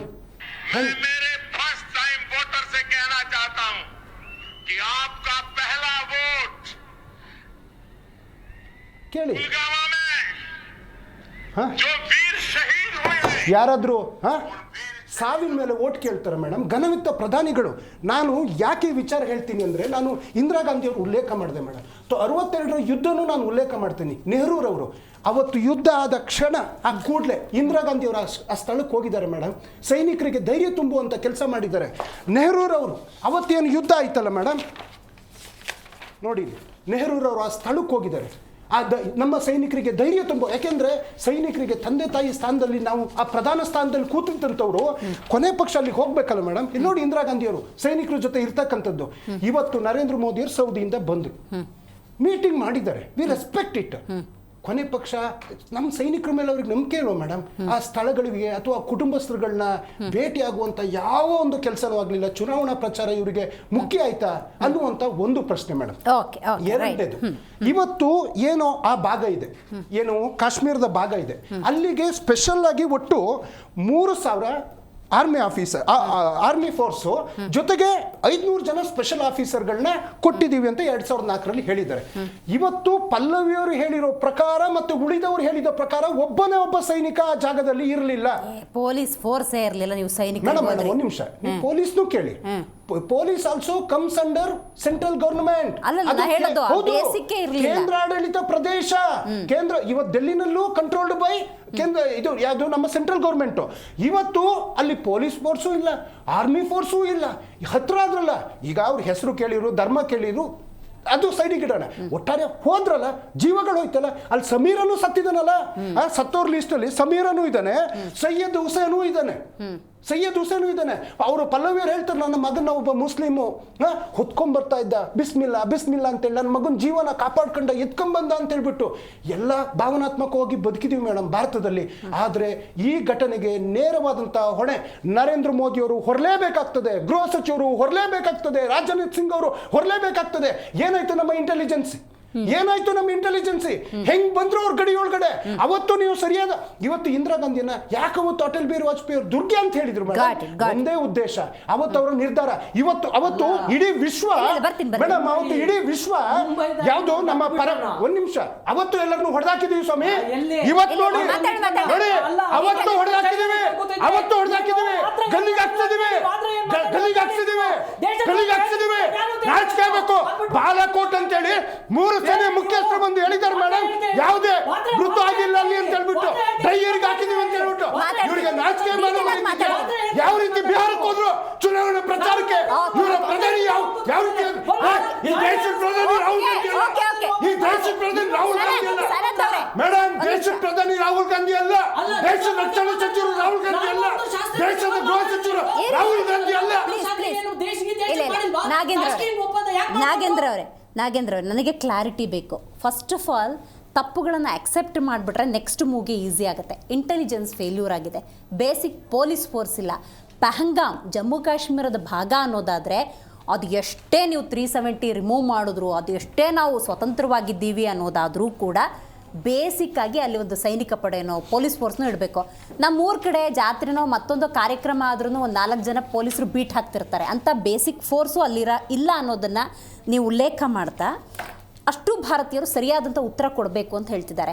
ಸರಿಯಾದಂಥ ಉತ್ತರವನ್ನು ಕೊಡೋದು ಡಿಲೇ ಆದರೆ ಜನ ಏನಂದ್ಕೋತಾರೆ ಅಂದರೆ, ಅಂಥ ರಕ್ಷಣಾ ಪಡೆ ನರೇಂದ್ರ ಮೋದಿ ಸರ್ಕಾರದಲ್ಲಿ ಇದೆಯಾ ಇಲ್ವಾ ಅಂತ ಡೌಟ್ ಪಡ್ತಾರೆ, ಅನುಮಾನ ಪಡ್ತಾರೆ. ಮೇಡಮ್, ಇವತ್ತೇನು ಹೇಳ್ಬೋದು ಅಂದರೆ, ಮೊಟ್ಟ ಮೊದಲಾಗಿ ಇವತ್ತೇನು ಮಂಜುನಾಥ್ ರಾವ್, ಭರತ್ ಭೂಷಣ್, ಮಧುಸೂದನ್ ರಾವ್ ಮತ್ತು ಉಳಿದಂಥ 28 ಜನ ಇವತ್ತೇನು ಅಲ್ಲಿ ಹುತಾತ್ಮರಾಗಿದ್ದಾರೆ. ದೇಶಾದ್ಯಂತ ಇವತ್ತು ಕಂಬನಿಯಾಗಿದೆ, ಇಡೀ ವಿಶ್ವನೇ ಅದನ್ನು ತಲೆ ತಗ್ಸೋಂಥ ವಿಚಾರ ಆಗಿದೆ. ಇವತ್ತು ಏನು ಈ ಒಂದು ಭಯೋತ್ಪಾದಕನ ಇಡೀ ವಿಶ್ವನೇ ಮಟ್ಟ ಹಾಕ್ಬೇಕಂತ ಎದ್ದು ನಿಂತಿದೆ. ಈ ವಿಚಾರದಲ್ಲಿ ನಾವು ಹೇಳ್ಬೇಕಂತಂದರೆ, ನಾನು ಸ್ವತಃ ಫೆಬ್ರವರಿ 19, 20, 21, 22, 23ನೇ ತಾರೀಕು ಸ್ವತಃ ನಾನು ಜಮ್ಮು ಕಾಶ್ಮೀರದಲ್ಲಿ ಗುಲ್ಮಾರ್ಗ್ ಮತ್ತು ಸ್ನೋಮಾರ್ಗಲ್ಲಿ ಹೋಗಿರ್ತೀನಿ. ಅಲ್ಲಿ ಒಂದು ದೊಡ್ಡ ಪೂಜಾ ಕಾರ್ಯಕ್ರಮ ಮಾಡ್ತೀವಿ ವಿತ್ ನಮ್ಮ ಕರ್ನಾಟಕದ ಹೆಸರಾಂತ ಆನಂದ್ ಗುರುಜಿಯವ್ರ ಜೊತೆ ಮಾಡಿದ್ದೀನಿ. ಬೇಕಾದ ಫೋಟೋಗಳು ಫುಟೇಜ್ಗಳು ನನ್ನ ಹತ್ರ ಇದ್ದಾವೆ. ಅಲ್ಲಿ ಹೇಗಿದೆ ಅಂತಂದರೆ, ಸರ್ಪಗಾವಲು ಹೇಗಿದೆ ಅಂತಂದರೆ, ನೀವು ಹೆಜ್ಜೆಜ್ಜೆಗೂ 100 ಮೀಟ್ರ್ ಕೂಡ ಇಲ್ಲ, 50 ಮೀಟ್ರಿಗೆ ರೋಡ್ ಉದ್ದಕ್ಕೂ ಬರೀ BSF ಇದೆ, ಬರೀ BSF ಇದೆ. ಸ್ವಲ್ಪ ಡೌಟ್ ಬಂದನು ಅವ್ರು ಕರೆದು ಕೇಳ್ತಾರೆ, ಎಲ್ಲಿಂದ ಬಂದಿದೆ, ಏನು ಬಂದಿದ್ದೆ ಅಂತ. ಅಷ್ಟು ಮಟ್ಟಕ್ಕೆ ಇವತ್ತು BSF ಇರೋದಕ್ಕೆ ಇಲ್ಲಿವರೆಗೂ ನಾವು ನೋಡಿ 370 ಆ್ಯಕ್ಟ್ ತಂದು ಎಷ್ಟು ದಿವಸ ಆಯ್ತು ಮೇಡಮ್? ಇವತ್ತು ನೆನ್ನೆ ತಂದಿದ್ರೆ ಇವತ್ತೇನು ಅದಾಗಿದೆಯಾ? 2019ರಲ್ಲಿ 370 ಆ್ಯಕ್ಟ್ ತಂದು ಇಲ್ಲಿವರೆಗೂ ಸೇಫರ್ ಸೈಡ್ ಆಗಿದೆ. ಕಾಶ್ಮೀರದಲ್ಲಿ ಸೇಫರ್ ಸೈಡ್ ಆಗಿದೆ. ನಾನು ಸ್ವತಃ ಹೋಗಿದ್ದೀನಿ, ಸ್ವತಃ ಅನ್ಭವಿಸಿದ್ದೀನಿ. ನಾನು ಸ್ವತಃ ಡ್ರೈವ್ ಮಾಡಿದ್ದೀನಿ, 200 ಕಿಲೋಮೀಟರ್ ಡ್ರೈವ್ ಮಾಡಿದ್ದೀನಿ. ಅದು ನನ್ನ ಹತ್ರ ಫೋಟೋಗಳು ಸಾಕುಗಳಿದ್ದಾವೆ, ಬೇಕಾದ್ರೆ ನೀವು ಆಗಿ ತೋರಿಸ್ಬೋದು. ಸೊ ಈ ರೀತಿ ವಿಚಾರದಲ್ಲಿ ಇಲ್ಲಿ ಉದ್ದೇಶಪೂರಿತವಾಗಿ ಪ್ಲಾನ್ ಮಾಡ್ತಾ ಇವತ್ತು ಪಾಕಿಸ್ತಾನ ಸೇನಾ ಮುಖ್ಯಸ್ಥ ಒಂದು ಹೇಳಿಕೆ ಕೊಡ್ತಾನೆ. ಏನಂತ ಕೊಡ್ತಾನೆ ಅಂದರೆ, ಪಾಕಿಸ್ತಾನದಲ್ಲಿ ಕಾಶ್ಮೀರ ಮರೆಯುವುದಿಲ್ಲ, ಕಾಶ್ಮೀರಗಳು ಒಂಟಿಯಾಗಿ ಇರುವುದು ಬಿಡುವುದಿಲ್ಲ. ಆಮೇಲೆ ಇಸ್ಲಾಮಾಬಾದ್ ಕಾಶ್ಮೀರ ಗಂಟಲಿಗೆ ಹೋಗುವ ರಕ್ತದ ನಾಳದಂತೆ, ನಮ್ಮ ಪೂರ್ವಜರು ಮತ್ತು ನಾವು ಹಿಂದೂಗಳಿಗಿಂತ ಎಲ್ಲ ರೀತಿಯಲ್ಲೂ ಭಿನ್ನವಾಗಿದ್ದೇವೆ ಎಂದು ಪಾಕಿಸ್ತಾನ ಸೇನಾ ಮುಖ್ಯಸ್ಥ ಜನರಲ್ ಆಸಿಮ್ ಮುನೀರ್ ಈ ಹೇಳಿಕೆ ಕೊಡ್ತಾನೆ. ಈ ಹೇಳಿಕೆ ಕೊಡ್ತಾ ಇದ್ದೇನೆ, ಕೆಲವೇ ದಿನಗಳಲ್ಲಿ ಈ ದಾಳಿ ಆಗ್ತದೆ. ಇವತ್ತು ಪಹಲ್ಗಾಮ್ ಪಟ್ಟಣದಿಂದ 6 ಕಿಲೋಮೀಟ್ರು ಅಲ್ಲಿ ಬೈರಾನಸ್ಪುರ ಕಣಿವೆ ಅಂತ ಇದೆ, ಅಲ್ಲಿ ವಾತಾವರಣ ಮತ್ತು ಪ್ರಕೃತಿ ಸೌಂದರ್ಯ ಸವ್ಯಕ್ಕೆ ಹೋಗಿದ್ರು. ಇವತ್ತು ನಾವು ಏನು ಹೇಳ್ಬೋದು ಅಂದರೆ ಮೇಡಮ್, ಇವತ್ತು ಕರ್ನಾಟಕ ರಾಜ್ಯದಲ್ಲಿ ಏನಾದರೂ ಒಂದು ಉಗ್ರರು ಬಂದರೆ ಮೊದಲು ಯಾರನ್ನ ಅಲ್ಲಿ ಹಿಡಿತಾರೆ, ಮೊದಲು ಯಾರನ್ನ ಎನ್ಕ್ವೈರಿ ಮಾಡ್ತಾರೆ, ಮೊದಲು ಅದಕ್ಕೆ ಭದ್ರತೆ ಕೊಡಬೇಕಾದ್ರೆ ಯಾರು? ಈ ರಾಜ್ಯದಲ್ಲಿ ಮತ್ತು ಈ ರಾಜ್ಯದ ಒಂದು ಗುಪ್ತಾಲಯಕ್ಕೆ ಮೇನು ಮತ್ತು ಗೃಹ ಇಲಾಖೆ ಮೇನು. ಅದೇ ರೀತಿ ಇವತ್ತು ಜಮ್ಮು ಕಾಶ್ಮೀರದಲ್ಲಿ CM ಇದ್ದಾರೆ. ಇವತ್ತು ಅಲ್ಲಿ ಎಷ್ಟು ಜನ ಬಂದಿದ್ದಾರೆ, ಏನಿದ್ದಾರೆ ಅಲ್ಲಿ? ಅವತ್ತಿನ ಅಂಕಿಅಂಶ ಪ್ರಕಾರ ಹೋದರೆ ಜಮ್ಮು ಕಾಶ್ಮೀರದಲ್ಲಿ ಅಲ್ಲಿ 90 ಕ್ಷೇತ್ರ ಇದೆ. 90 ಕ್ಷೇತ್ರದಲ್ಲಿ BJP ಬಂದು 40 ಸೀಟ್ ಹಾಕಿತ್ತು, 29 ಸೀಟ್ ಗೆದ್ದಿದ್ದಾರೆ. ಆಮೇಲೆ ಕಾಂಗ್ರೆಸ್ 6 ಸೀಟ್ ಗೆದ್ದಿದ್ದಾರೆ, PDP 3 ಸೀಟ್ ಗೆದ್ದಾರೆ, JKNC 42 ಸೀಟ್ ಗೆದ್ದಾರೆ. ಇವತ್ತು ಮೊದಲು ಜಮ್ಮು ಕಾಶ್ಮೀರದ CMಗೆ ಈ ಬದ್ಧತೆ ಇರಬೇಕಾಗಿತ್ತು. ಬರೀ ಮೋದಿನೇ ಟಾರ್ಗೆಟ್ ಮಾಡಿ ಹೋಗ್ತಾ ಇದ್ರೆ, ಬರೀ ಮೋದಿ ಏನು ಕಾಯಕ್ಕಾಗುತ್ತಾ? ಈ ಅಲ್ಲಿನ ಜಮ್ಮು ಕಾಶ್ಮೀರ CM ಅಲ್ಲಿನ ಒಂದು ಗುಪ್ತ ಇಲಾಖೆ, ಇವತ್ತು ಗೃಹ ಇಲಾಖೆ ಅಲ್ಲಿ ಅದು ವೀಕ್ ಆಗಿದೆ ಅಂತ ಹೇಳ್ಬೋದು. ಮೋದಿಯರು ಏನು ಭದ್ರತೆ ಕೊಡಬೇಕು ಅದನ್ನ 370 ಆ್ಯಕ್ಟ್ ತಂದಿದ ತಕ್ಷಣ ಜಮ್ಮು ಕಾಶ್ಮೀರ ಕೊಡಬೇಕಾದಂಥ ಎಲ್ಲ 370 ಆ್ಯಕ್ಟ್ ಪ್ರಕಾರ ಏನು BSF ಕೊಡಬೇಕು ಆ BSF ಎಲ್ಲ ಕಂಪ್ಲೀಟ್ ಆ ರಾಜ್ಯದಲ್ಲಿ ಕೊಟ್ಟಿದ್ದಾರೆ. ಇದಾಗಿರೋದು ಒಂದು ಪಹಳಂ ಗ್ರಾಮ ಒಳಗಡೆ ಆಗಿರುವಂಥದ್ದು ವಿಚಾರ ಅಂದ್ರೆ ವಿಚ್ ಇಸ್ ವೆಲ್ ಪ್ಲಾನ್ಡ್. ಬೇಕಂತಾನೆ ಪೊಲೀಸ್ ಫೋರ್ಸ್ ನ ಇಟ್ಟಿರಲಿಲ್ಲ ಹಂಗಂತ ನಾನು ಹೇಳ್ತಾ ಇಲ್ಲ. ಅಂದ್ರೆ ಅಲ್ಲಿನ ಒಂದು ಏನಾಗಿದೆ ಅಂತಂದ್ರೆ ಅಲ್ಲಿನ ಗೃಹ ಇಲಾಖೆ ಸರಿಯಾಗಿ ನಡ್ಕೊಂಡಿಲ್ಲ, ಗುಪ್ತ ಇಲಾಖೆ ಸರಿಯಾಗಿ ಕಾರ್ಯವೈಖರಿ ಮಾಡಿಲ್ಲ. ಇವತ್ತು ಅಲ್ಲಿ ಚುನಾಯಿತ CM ಇರೋದು, ಹಿಂದೆ ಏನೋ ನಡೀತಾ ಇತ್ತು, ನೇರವಾಗಿ ನೇಮಕ ಆಗಿ ಬರ್ತಾ ಇದ್ರು, ಅವಾಗ ಏನಾದ್ರು ಈ ಸ್ಟೇಟ್ಮೆಂಟ್ ಹೇಳಿದ್ರೆ ನಾವು ಒಪ್ಪೋದಾಯಿತು. ಇವತ್ತು CM ಇರೋದು, ಇವತ್ತು ಅಲ್ಲಿ ಪಕ್ಷ ಇದೆ, ಇವತ್ತು ಅಲ್ಲಿ ಗೃಹ ಇಲಾಖೆ ಮತ್ತೆ ರಕ್ಷಣಾ ಏನಾವತ್ತು ಇವತ್ತು ಅಲ್ಲಿ ಗೃಹ ಇಲಾಖೆ ಸರಿಯಾಗಿ ಕ್ರಮ ತಗೊಂಡಿದ್ರೆ ಇಂಥ ಒಂದು ಕಾರ್ಯಕ್ರಮ ನಡೀತಾ ಇರಲಿಲ್ಲ. ಮತ್ತೆ ಇವತ್ತೇನು ತಗೊಂಡಿದ್ದಾರಲ್ಲ ಮೇಡಮ್, ಇವತ್ತು ದೇಶ ಮೆಚ್ಚುವಂಥದ್ದು, ವಿಶ್ವ ಮೆಚ್ಚುವಂಥದ್ದು, ಇವತ್ತೇನು ಇಮಿಡಿಯೇಟ್ ಆಕ್ಷನ್ ಅಂದ್ರೆ ಏನು? ಫಸ್ಟು ರಾಜತಾಂತ್ರಿಕತೆ ಅಂದ್ರೆ ಏನೇನು? ಮೊದಲು ಇವಾಗ ಅವ್ರು ಹೋಗ್ತಾ ಇದೆ ಅಂತ ನಮ್ಮಿಂದ ಕೊಡ್ತಾ ಇದ್ದ ಸವಲತ್ತುಗಳು ನಿಲ್ಲಿಸಬೇಕು. ಮೊದಲ ಸವಲತ್ತುಗಳನ್ನ ನಿಲ್ಲಿಸ್ಬೇಕು. ಅವ್ರಿಗೆ ಏನೇನು ನಿಲ್ಲಿಸ್ತಾ ಇದ್ದಾರೆ? ಇವತ್ತು ಸಿಂಧು ನದಿ ಒಪ್ಪಂದ ರದ್ದು ಮಾಡಿದ್ರು, ಮತ್ತೆ ವಾಘಾಟಾರಿ ಬಾರ್ಡರ್ ಬಂದು ನೀವು ನೋಡಿದ್ದೀವಿ, ನಾವು ಇಂಡಿಪೆಂಡೆಂಟ್ ದಿವಸ ಆ ಬಾರ್ಡರಲ್ಲಿ ನಿಂತ್ಕೊಂಡು ಮಾಡ್ತಾ ಇದ್ದಂಥ ಆಚರಣೆ ನೋಡಿದ್ವಿ, ಅದನ್ನ ರದ್ದು ಮಾಡಿದ್ರು. ಭಾರತದಲ್ಲಿ ಪಾಕಿಸ್ತಾನಕ್ಕೆ ಭಾರತ 48 ಗಂಟೆ ಕಾಲ ಅವ್ರಿಗೆ ಅವಕಾಶ ಕೊಟ್ಟವ್ರೆ. ಪಾಕಿಸ್ತಾನಕ್ಕೆ ಭಾರತ ವೀಸಾ ಇಲ್ದು ರದ್ದು ಮಾಡಿದ್ದಾರೆ. ಮತ್ತು ಭಾರತಕ್ಕೆ ಪಾಕಿಸ್ತಾನಿಯವರು ಬರೋಂತಿಲ್ಲ. ಪಾಕ್ ಅಧಿಕಾರು 1 ವಾರದೊಳಗೆ ದೇಶ ಬಿಡಬೇಕು. ಹೈಕಮಿಷನರ್ ಅಧಿಕಾರಿಗಳು 55ರಿಂದ ಇವತ್ತು 30 ಜನಕ್ಕೆ ಇಳಿಸಿದ್ದಾರೆ. ಇಸ್ಲಾಮಾಬಾದ್ನಿಂದ ಭಾರತೀಯರ ಅಧಿಕಾರಿಗಳು ವಾಪಸ್ ಕರೀತಾ ಇದ್ದಾರೆ. ಈ ಥರ ಒಂದು ರಾಜತಾಂತ್ರಿಕತೆ ಅಂದರೆ ಮೊದಲು ಯುದ್ಧ ಮಾಡಬೇಕು. ಮೊದಲು ರಾಜತಾಂತ್ರಿಕ ನಮ್ಮಿಂದ ಕೊಡ್ತಾ ಸೌಕರ್ಯಗಳು ನಿಲ್ಲಿಸಬೇಕು. ಆ ರೀತಿಯಾಗಿ ಅವ್ರು ತಗ್ಗಿ ಏನಾದ್ರು ಬಂದು ಕ್ಷಮೆ ಕೇಳಿ, ಆಯ್ತು ಇದೊಂದು ಸರಿ ಕ್ಷಮೆ ಇದೆ ಅಂತ ಕೇಳಿ ಇಡೀ ವಿಶ್ವದ ಮುಂದೆ ಕ್ಷಮೆ ಕೇಳಿದಾಗ ಅವಕಾಶನ ಕೊಡ್ಬೋದು. ಇದು ಅವಕಾಶ ಕೊಡೋಂಥ ಸನ್ನಿವೇಶ ಅಲ್ಲ. ಬಟ್ ಇದಕ್ಕೆ ಏನಂತಾರೆ ಇವತ್ತು ಸುಭಾಷ್ ಚಂದ್ರ ಬೋಸ್ ಉತ್ತರನೇ ಕೊಡಬೇಕು. ಸುಭಾಷ್ ಚಂದ್ರ ಬೋಸ್ ಏನು ಏಟಿಗೆ ಏಟು ಅದೇ ತಂತ್ರ. ಇವತ್ತು ಒಂದು ಜವಾಬ್ದಾರಿ ಸ್ಥಾನದಲ್ಲಿರೋಂಥ ಏನು ಹೇಳ್ತಾ ಇದ್ದಾರಲ್ಲ ಕಾಂಗ್ರೆಸ್ ಅವರು, ಅದರಲ್ಲಿ ಒಬ್ಬರು ಒಂದು ಸ್ಟೇಟ್ಮೆಂಟ್ ಕೊಟ್ಟವ್ರೆ, ವಾದ್ರಾ ಅವ್ರು ಏನು ಹೇಳ್ತಾರೆ, ಅವರು ಈ ದೇಶದ ಜವಾಬ್ದಾರಿ ಇರೋಂಥ ಪ್ರಿಯಾಂಕಾ ಗಾಂಧಿಯವರ ಪತಿಯವರು ಇವತ್ತು ಏನು ಹೇಳ್ತಾರೆ, ಮುಸ್ಲಿಮ್ಸರಿಗೆ ಭಾರತದಲ್ಲಿ ತೊಂದರೆ ಆಗ್ತಾ ಇದೆ, ಅದಕ್ಕೆ ದಾಳಿ ಮಾಡಿದ್ದಾರೆ. ಉಗ್ರ ದಾಳಿ ಸಮರ್ಥಿಸಿದ ರಾಹುಲ್ ಗಾಂಧಿ ಭಾವ, ಇದು ಸಮರ್ಥಿಸ್ಕೊಳೋ ಸಮಯನ ಮೇಡಮ್ ಇದು? ಅಂದ್ರೆ ಇವರು ಯಾರ ಪರವಾಗಿ ಹೋಗ್ತಾ ಇದ್ದಾರೆ? ಇವತ್ತು ಅಲ್ಲಿನ ಜಮ್ಮು ಕಾಶ್ಮೀರದಲ್ಲಿರುವಂಥ ಮುಸ್ಲಿಮ್ಸರುಗಳು, ನೈಜ ಮುಸ್ಲಿಮ್ಸರುಗಳು ಇವತ್ತು ಹೋರಾಟ ಮಾಡಿದ್ದಾರೆ, ಕ್ಯಾಂಡಲ್ ಹಚ್ಚಿದ್ದಾರೆ, ಸ್ಟ್ರೈಕ್ ಮಾಡಿದ್ದಾರೆ, ಬಂದ್ ಮಾಡಿದ್ದಾರೆ. ಈ ಒಂದು ದಾಳಿನ ಅಲ್ಲಿನ ಜಮ್ಮು ಕಾಶ್ಮೀರ ಮುಸ್ಲಿಮರು ಖಂಡಿಸಿದ್ದಾರೆ ಇವತ್ತು. Very nice. ಹೌದು, ಒಂದು ದಾಳಿ ಅನ್ನೋದು ಹಲವಾರು ಘಟನೆಗಳನ್ನ ಮೆಲುಕು ಹಾಕೋಂಗ್ ಮಾಡುತ್ತೆ. ಈ ಕಾರಣಕ್ಕೆ ಹಿಂಗಾಯ್ತಾ ಅಂತ. ಹಾಗಾಗಿ ಶಶಿಧರ್ ಅವರೇ, ತಹೂರ್ ರಾಣಾ ಈ ಪ್ರಕರಣ ಏನಾದರೂ ಅದಕ್ಕೆ ಲಿಂಕ್ ಆಗಿರಬಹುದಾ ಅಂತ ಒಂದು. ಎಟ್ ದ ಸೇಮ್ ಟೈಮ್ ನೀವು ಸ್ಥಳೀಯ ಮಟ್ಟದಲ್ಲಿ ಬಹಳ ಯೋಚನೆ ಮಾಡ್ತೀರಿ, ಒಂದು ಸಣ್ಣ ಪುಟ್ಟ ವಿಚಾರ ಅಂದರೂ ಕೂಡ ಲಿಂಕ್ ಮಾಡಿಬಿಟ್ಟು ನೋಡಿ ಈ ಕಾರಣಕ್ಕೆ ಹಿಂಗಾಯಿತು ಅಂತ. ನಾವಿಲ್ಲಿ ನೋಡಿ ಜಾತಿ ಜನಗಣತಿ ಅಂತ ಬಡ್ದಾಡ್ತಾ ಇದ್ದೀವಿ. ಅವ್ರು ಯಾರೂ ಕೂಡ ನೀವು ಗೌಡನ ಒಕ್ಕಲಿಗನ ಏನೂ ಕೇಳಲಿಲ್ಲ. ನೋಡಿ ಏನಾಗುತ್ತೆ ಅಂದರೆ ಈ ಒಂದು ಇಸ್ಲಾಂ ಟೆರರಿಸಮ್ ಅನ್ನೋದೇನಿದೆ ಇದು ವಿಶ್ವಕ್ಕೆ ಮಾರಕ. ಹೌದು, ವಿಶ್ವಕ್ಕೆ ಮಾರಕ ಆಗಿದೆ. ಯಾವ ದೇಶಗಳನ್ನು ಹೊರತುಪಡಿಸಿಲ್ಲ. ಇದು ಎಲ್ಲ ಅತ್ಯಂತ ಪ್ರಬಲ ಗಟ್ಟಿತನವಾದಂಥ ದೇಶದ ಅಮೆರಿಕನೂ ಸಹ ಅದರಿಂದ ವಿಕ್ಟಿಮ್ ಆಗಿದೆ. ಚೀನಾನು ಸಹ ಈಗ ಅನುಭವಿಸ್ತಾರೆ. ಈ ಘಟನೆಯನ್ನು ಎಲ್ಲರೂ ಖಂಡಿಸಿದ್ದಾರೆ. ಎಲ್ಲರೂ ಖಂಡಿಸ್ತಾ ಇದ್ದಾರೆ. ಒಂದು ಶಾಂತಿಗೋಸ್ಕರ ಎಲ್ಲರೂ ಹೋರಾಟ ಮಾಡ್ತಾ ಇದ್ದಾರೆ. ಅದು ಯಾಕೋ ಏನೋ ಇಸ್ಲಾಂ ಟೆರರಿಸಮ್ ಮತ್ತು ಶಾಂತಿಗೋಸ್ಕರ ಹೋರಾಟ ಮಾಡತಕ್ಕಂಥದ್ದು ಒಂದು ತಾಳ್ಮೆ ಆಗಲಿ ಆ ಚಿಂತನೆ ಆಗಲಿ ಅವ್ರಿಗಿಲ್ಲ. ಅವ್ರು ಕೇವಲ ರಕ್ತದಿಂದನೇ ನಾವೇನಾದರೂ ಪಡಿತೀವಿ ಅನ್ನೋದನ್ನ ಪಡೆದು ಸಹ ಏನು ಮಾಡ್ತಾ ಇದ್ದಾರೆ ಅನ್ನೋದು ನಾವು ಗಳಿಸ್ತಾ ಇದ್ದಾರೆ ಗೊತ್ತಾಗ್ತಾ ಇಲ್ಲ. ಈಗ ಅಫ್ಘಾನಿಸ್ತಾನದಲ್ಲಿ ತಾಲಿಬಾನ್ಗಳ ಆಡಳಿತ ಇದೆ. ತಾಲಿಬಾನ್ಗಳ ಆಡಳಿತ ಏನು ಹೋಗಿದೆ? ಏನಲ್ಲ ಸ್ವರ್ಗನೇನಾದ್ರು ತಂದು ಕೂರಿಸ್ಕೊಂಡಿದ್ದಾರಾ? ಆ ರೀತಿಯಾದಂಥ ಘಟನೆಗಳೇನಾಗಿಲ್ವಲ್ಲ. ಇಲ್ಲೇನು ನಾವು ಈ ಪ್ರಕರಣಕ್ಕೆ ಸಂಬಂಧಪಟ್ಟಂತೆ ಹೇಳಬೇಕಂದ್ರೆ 10 ವರ್ಷಗಳ ಮೋದಿ ಸಾಧನೆ ಏನಂದರೆ, ಜಮ್ಮು ಕಾಶ್ಮೀರದಲ್ಲಿ ನಾವು ಶಾಂತಿಯನ್ನು ಕಾಪಾಡಿದ್ದೇವೆ, ಟೆರರಿಸಮ್ನನ್ನು ಮಟ್ಟ ಹಾಕಿದ್ದೇವೆ, ಅವರನ್ನು ನಾಯಿಗಳನ್ನು ಹೊಡೆದು ಹಾಕಿ ಟೆರರಿಸ್ಟ್ಗಳನ್ನು ನಾವು ಅಲ್ಲಿ ಸುಸಜ್ಜಿತವಾದಂಥ ವಾತಾವರಣವನ್ನು ಕ್ರಿಯೇಟ್ ಮಾಡಿದ್ದೀವಿ. ಅದರಿಂದ ನಮ್ಮ ಪ್ರವಾಸೋದ್ಯಮಕ್ಕೆ ನೀವು ಯಥೇಚ್ಛವಾಗಿ ಅಡ್ವರ್ಟೈಸ್ಮೆಂಟ್ ಇಂದ ಹಿಡಿದು ಯಥೇಚ್ಛವಾಗಿ ನೀವು ಎಲ್ಲರನ್ನು ದೇಶದ ಜನರನ್ನು ಗಮನ ಸೆಳೆದು ಅಲ್ಲಿಗೆ ಬರುವಂತೆ ಮಾಡಿ ಅಲ್ಲಿನ ಜನರು ಸಾಯುವ ರೀತಿಯಲ್ಲಿ ನಡೆದುಕೊಂಡ್ರಲ್ಲ, ಇದು ಇಂಟೆಲಿಜೆನ್ಸ್ ಫೇಲ್ಯೂರ್ ಅಲ್ವಾ? ಕರೆಕ್ಟ್. ಇದು ಅಲ್ಲಿ ನನ್ನ ಸ್ನೇಹಿತರು ಹಿಂದಿನ ವಾರ ಇವರು ಹೇಳಿದ್ರು 200 ಕಿಲೋಮೀಟರ್ ರೋಡ್ ಇದ್ದಾರೆ, BSF ಇರುತ್ತೆ 50 ಮೀಟರ್ಗೆ ಅಂತ. ಆ ಹೋಗಿ ಪೆಹಲ್ಗಾವ್ ಅಂತಹ ಜಾಗದಲ್ಲಿ 1,500ರಿಂದ 2,000 ಪ್ರವಾಸಿಗರು ಅಲ್ಲಿನ ಪ್ರವಾಸ ಹೇಗಿದೆ ಅಂದ್ರೆ ಕುದುರೆಯಿಂದ ಹೋಗಿ ಕೆಳಗಡೆ ಇಳಿಬೇಕು, ಮೇಲೆ ಹತ್ತಿ ಕೆಳಗಡೆ ಇರತಕ್ಕಂತಹ ಜಾಗ. ಅಲ್ಲಿ ಇಳಿದಾಗ ಮತ್ತೆ ಅದೇ ಕುದುರೆಗಳಿಂದ ವಾಪಸ್ ಬರತಕ್ಕಂಥ ಜಾಗ. ಒಬ್ಬ ಸೈನಿಕ ಆಗಲಿ ಒಂದು ಇಬ್ಬರು ಪೇದೆಗಳಾಗಲಿ ಇರಲಿಲ್ಲ, ಇರಲಿಲ್ಲ. ಯಾಕಂದ್ರೆ ನಮ್ಮ ಸತೀಶ್ ಗೌಡ ಅಂತ ನನ್ನ ಸ್ನೇಹಿತನೇ ನನಗೆ ಹೇಳಿದೆ, ಹಿಂದಿನ ಗುರುವಾರ ಅಲ್ಲಿದ್ರು. ಹಿಂದಿನ ಗುರುವಾರ ಅಲ್ಲಿರ್ತಕ್ಕಂಥ ನಮ್ಮ ಸ್ನೇಹಿತ ಇದೇ ನಮ್ಮ ಬೆಂಗಳೂರಿನವರ ಹೇಳ್ದ, ಅಲ್ಲಿ ಯಾವುದೇ ಒಂದು it's a complete failure of security. ನೀವು ಹೇಳ್ತೀರಿ 2,000 ಪ್ರವಾಸಿಗರು ಅಲ್ಲಿ ಹೋಗ್ತಾರೆ, ಆ ತಾಣವನ್ನು ವೀಕ್ಷಣೆ ಮಾಡ್ತಾರೆ ಅಂದಾಗ ನೀವು ಇಬ್ಬರು ಸೈನಿಕರನ್ನ ಹಾಕೋದಕ್ಕೆ ಆಗ್ಲಿಲ್ವಾ? ನಿಮ್ಗೆ ಇಂಟೆಲಿಜೆನ್ಸ್ ಅಲ್ಲಿಗೆ ಸಿಗ್ಲಿಲ್ವಾ?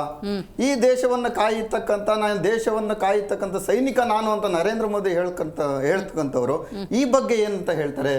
ಅಮಿತ್ ಶಾ ಅವರು ಘಂಟಾಘೋಷವಾಗಿ ಹೇಳ್ತಾರೆ, ನಾವು ಎಲ್ಲರನ್ನೂ ನಾವು ಈ ಟೆರರಿಸಂನ ನಿರ್ಮೂಲನೆ ಮಾಡ್ತೀವಿ ಅಂದ್ರಲ್ಲ, ಅವರು ಹೊಣೆ ಹೊತ್ಕೊಂಡು ರಾಜೀನಾಮೆ ಕೊಡ್ತಾರ? ರಾಜೀನಾಮೆ ಕೊಡಬೇಕು. ಈಗ ಯಾರು ಹೊಣೆ ಹೊತ್ಕೊಂಡ್ರೆ 26 ಸಾವಿಗೆ ಯಾರು ಹೊಣೆ ಹೊತ್ಕೊಳೋದಿಲ್ವಾ ಈ ದೇಶದ? ಈ ದೇಶದ ಜನ ನೀವು ಹೇಳಿದ್ದೆಲ್ಲ ಕೇಳ್ಕೊಂಡು ಕುತ್ಕೊಳ್ಬೇಕಾ?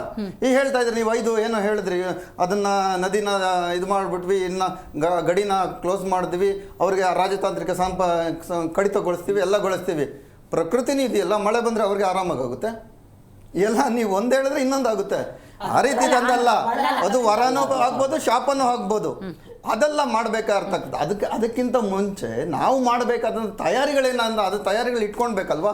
ಇಂತಹ ರಾಣ ನನ್ನ ನೀವು ಹಸ್ತಾಂತರ ಮಾಡ್ಕೊಂಡ್ರಿ, ರಾಣ ಹಸ್ತಾಂತರ ಮಾಡ್ಕೊಂಡಾಗ ಯಾಕೆ ಹೈ ಅಲರ್ಟ್ ಮಾಡಲಿಲ್ಲ? ನೆನ್ನೆ ಹೈ ಅಲರ್ಟ್ ಮಾಡ್ತೀರಾ ದೇಶಕ್ಕೆ? ನೆನ್ನೆ ಹೈ ಅಲರ್ಟ್.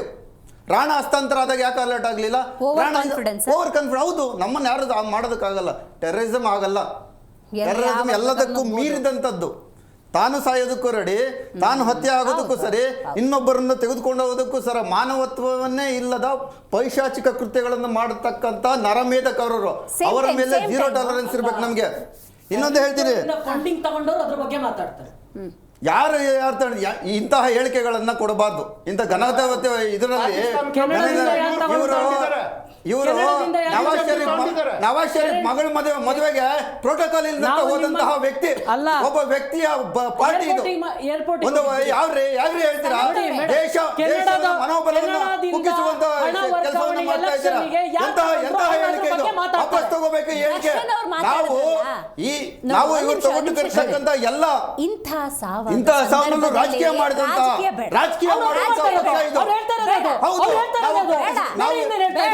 ನಾವು ಅದಕ್ಕೆ ತಕ್ಕ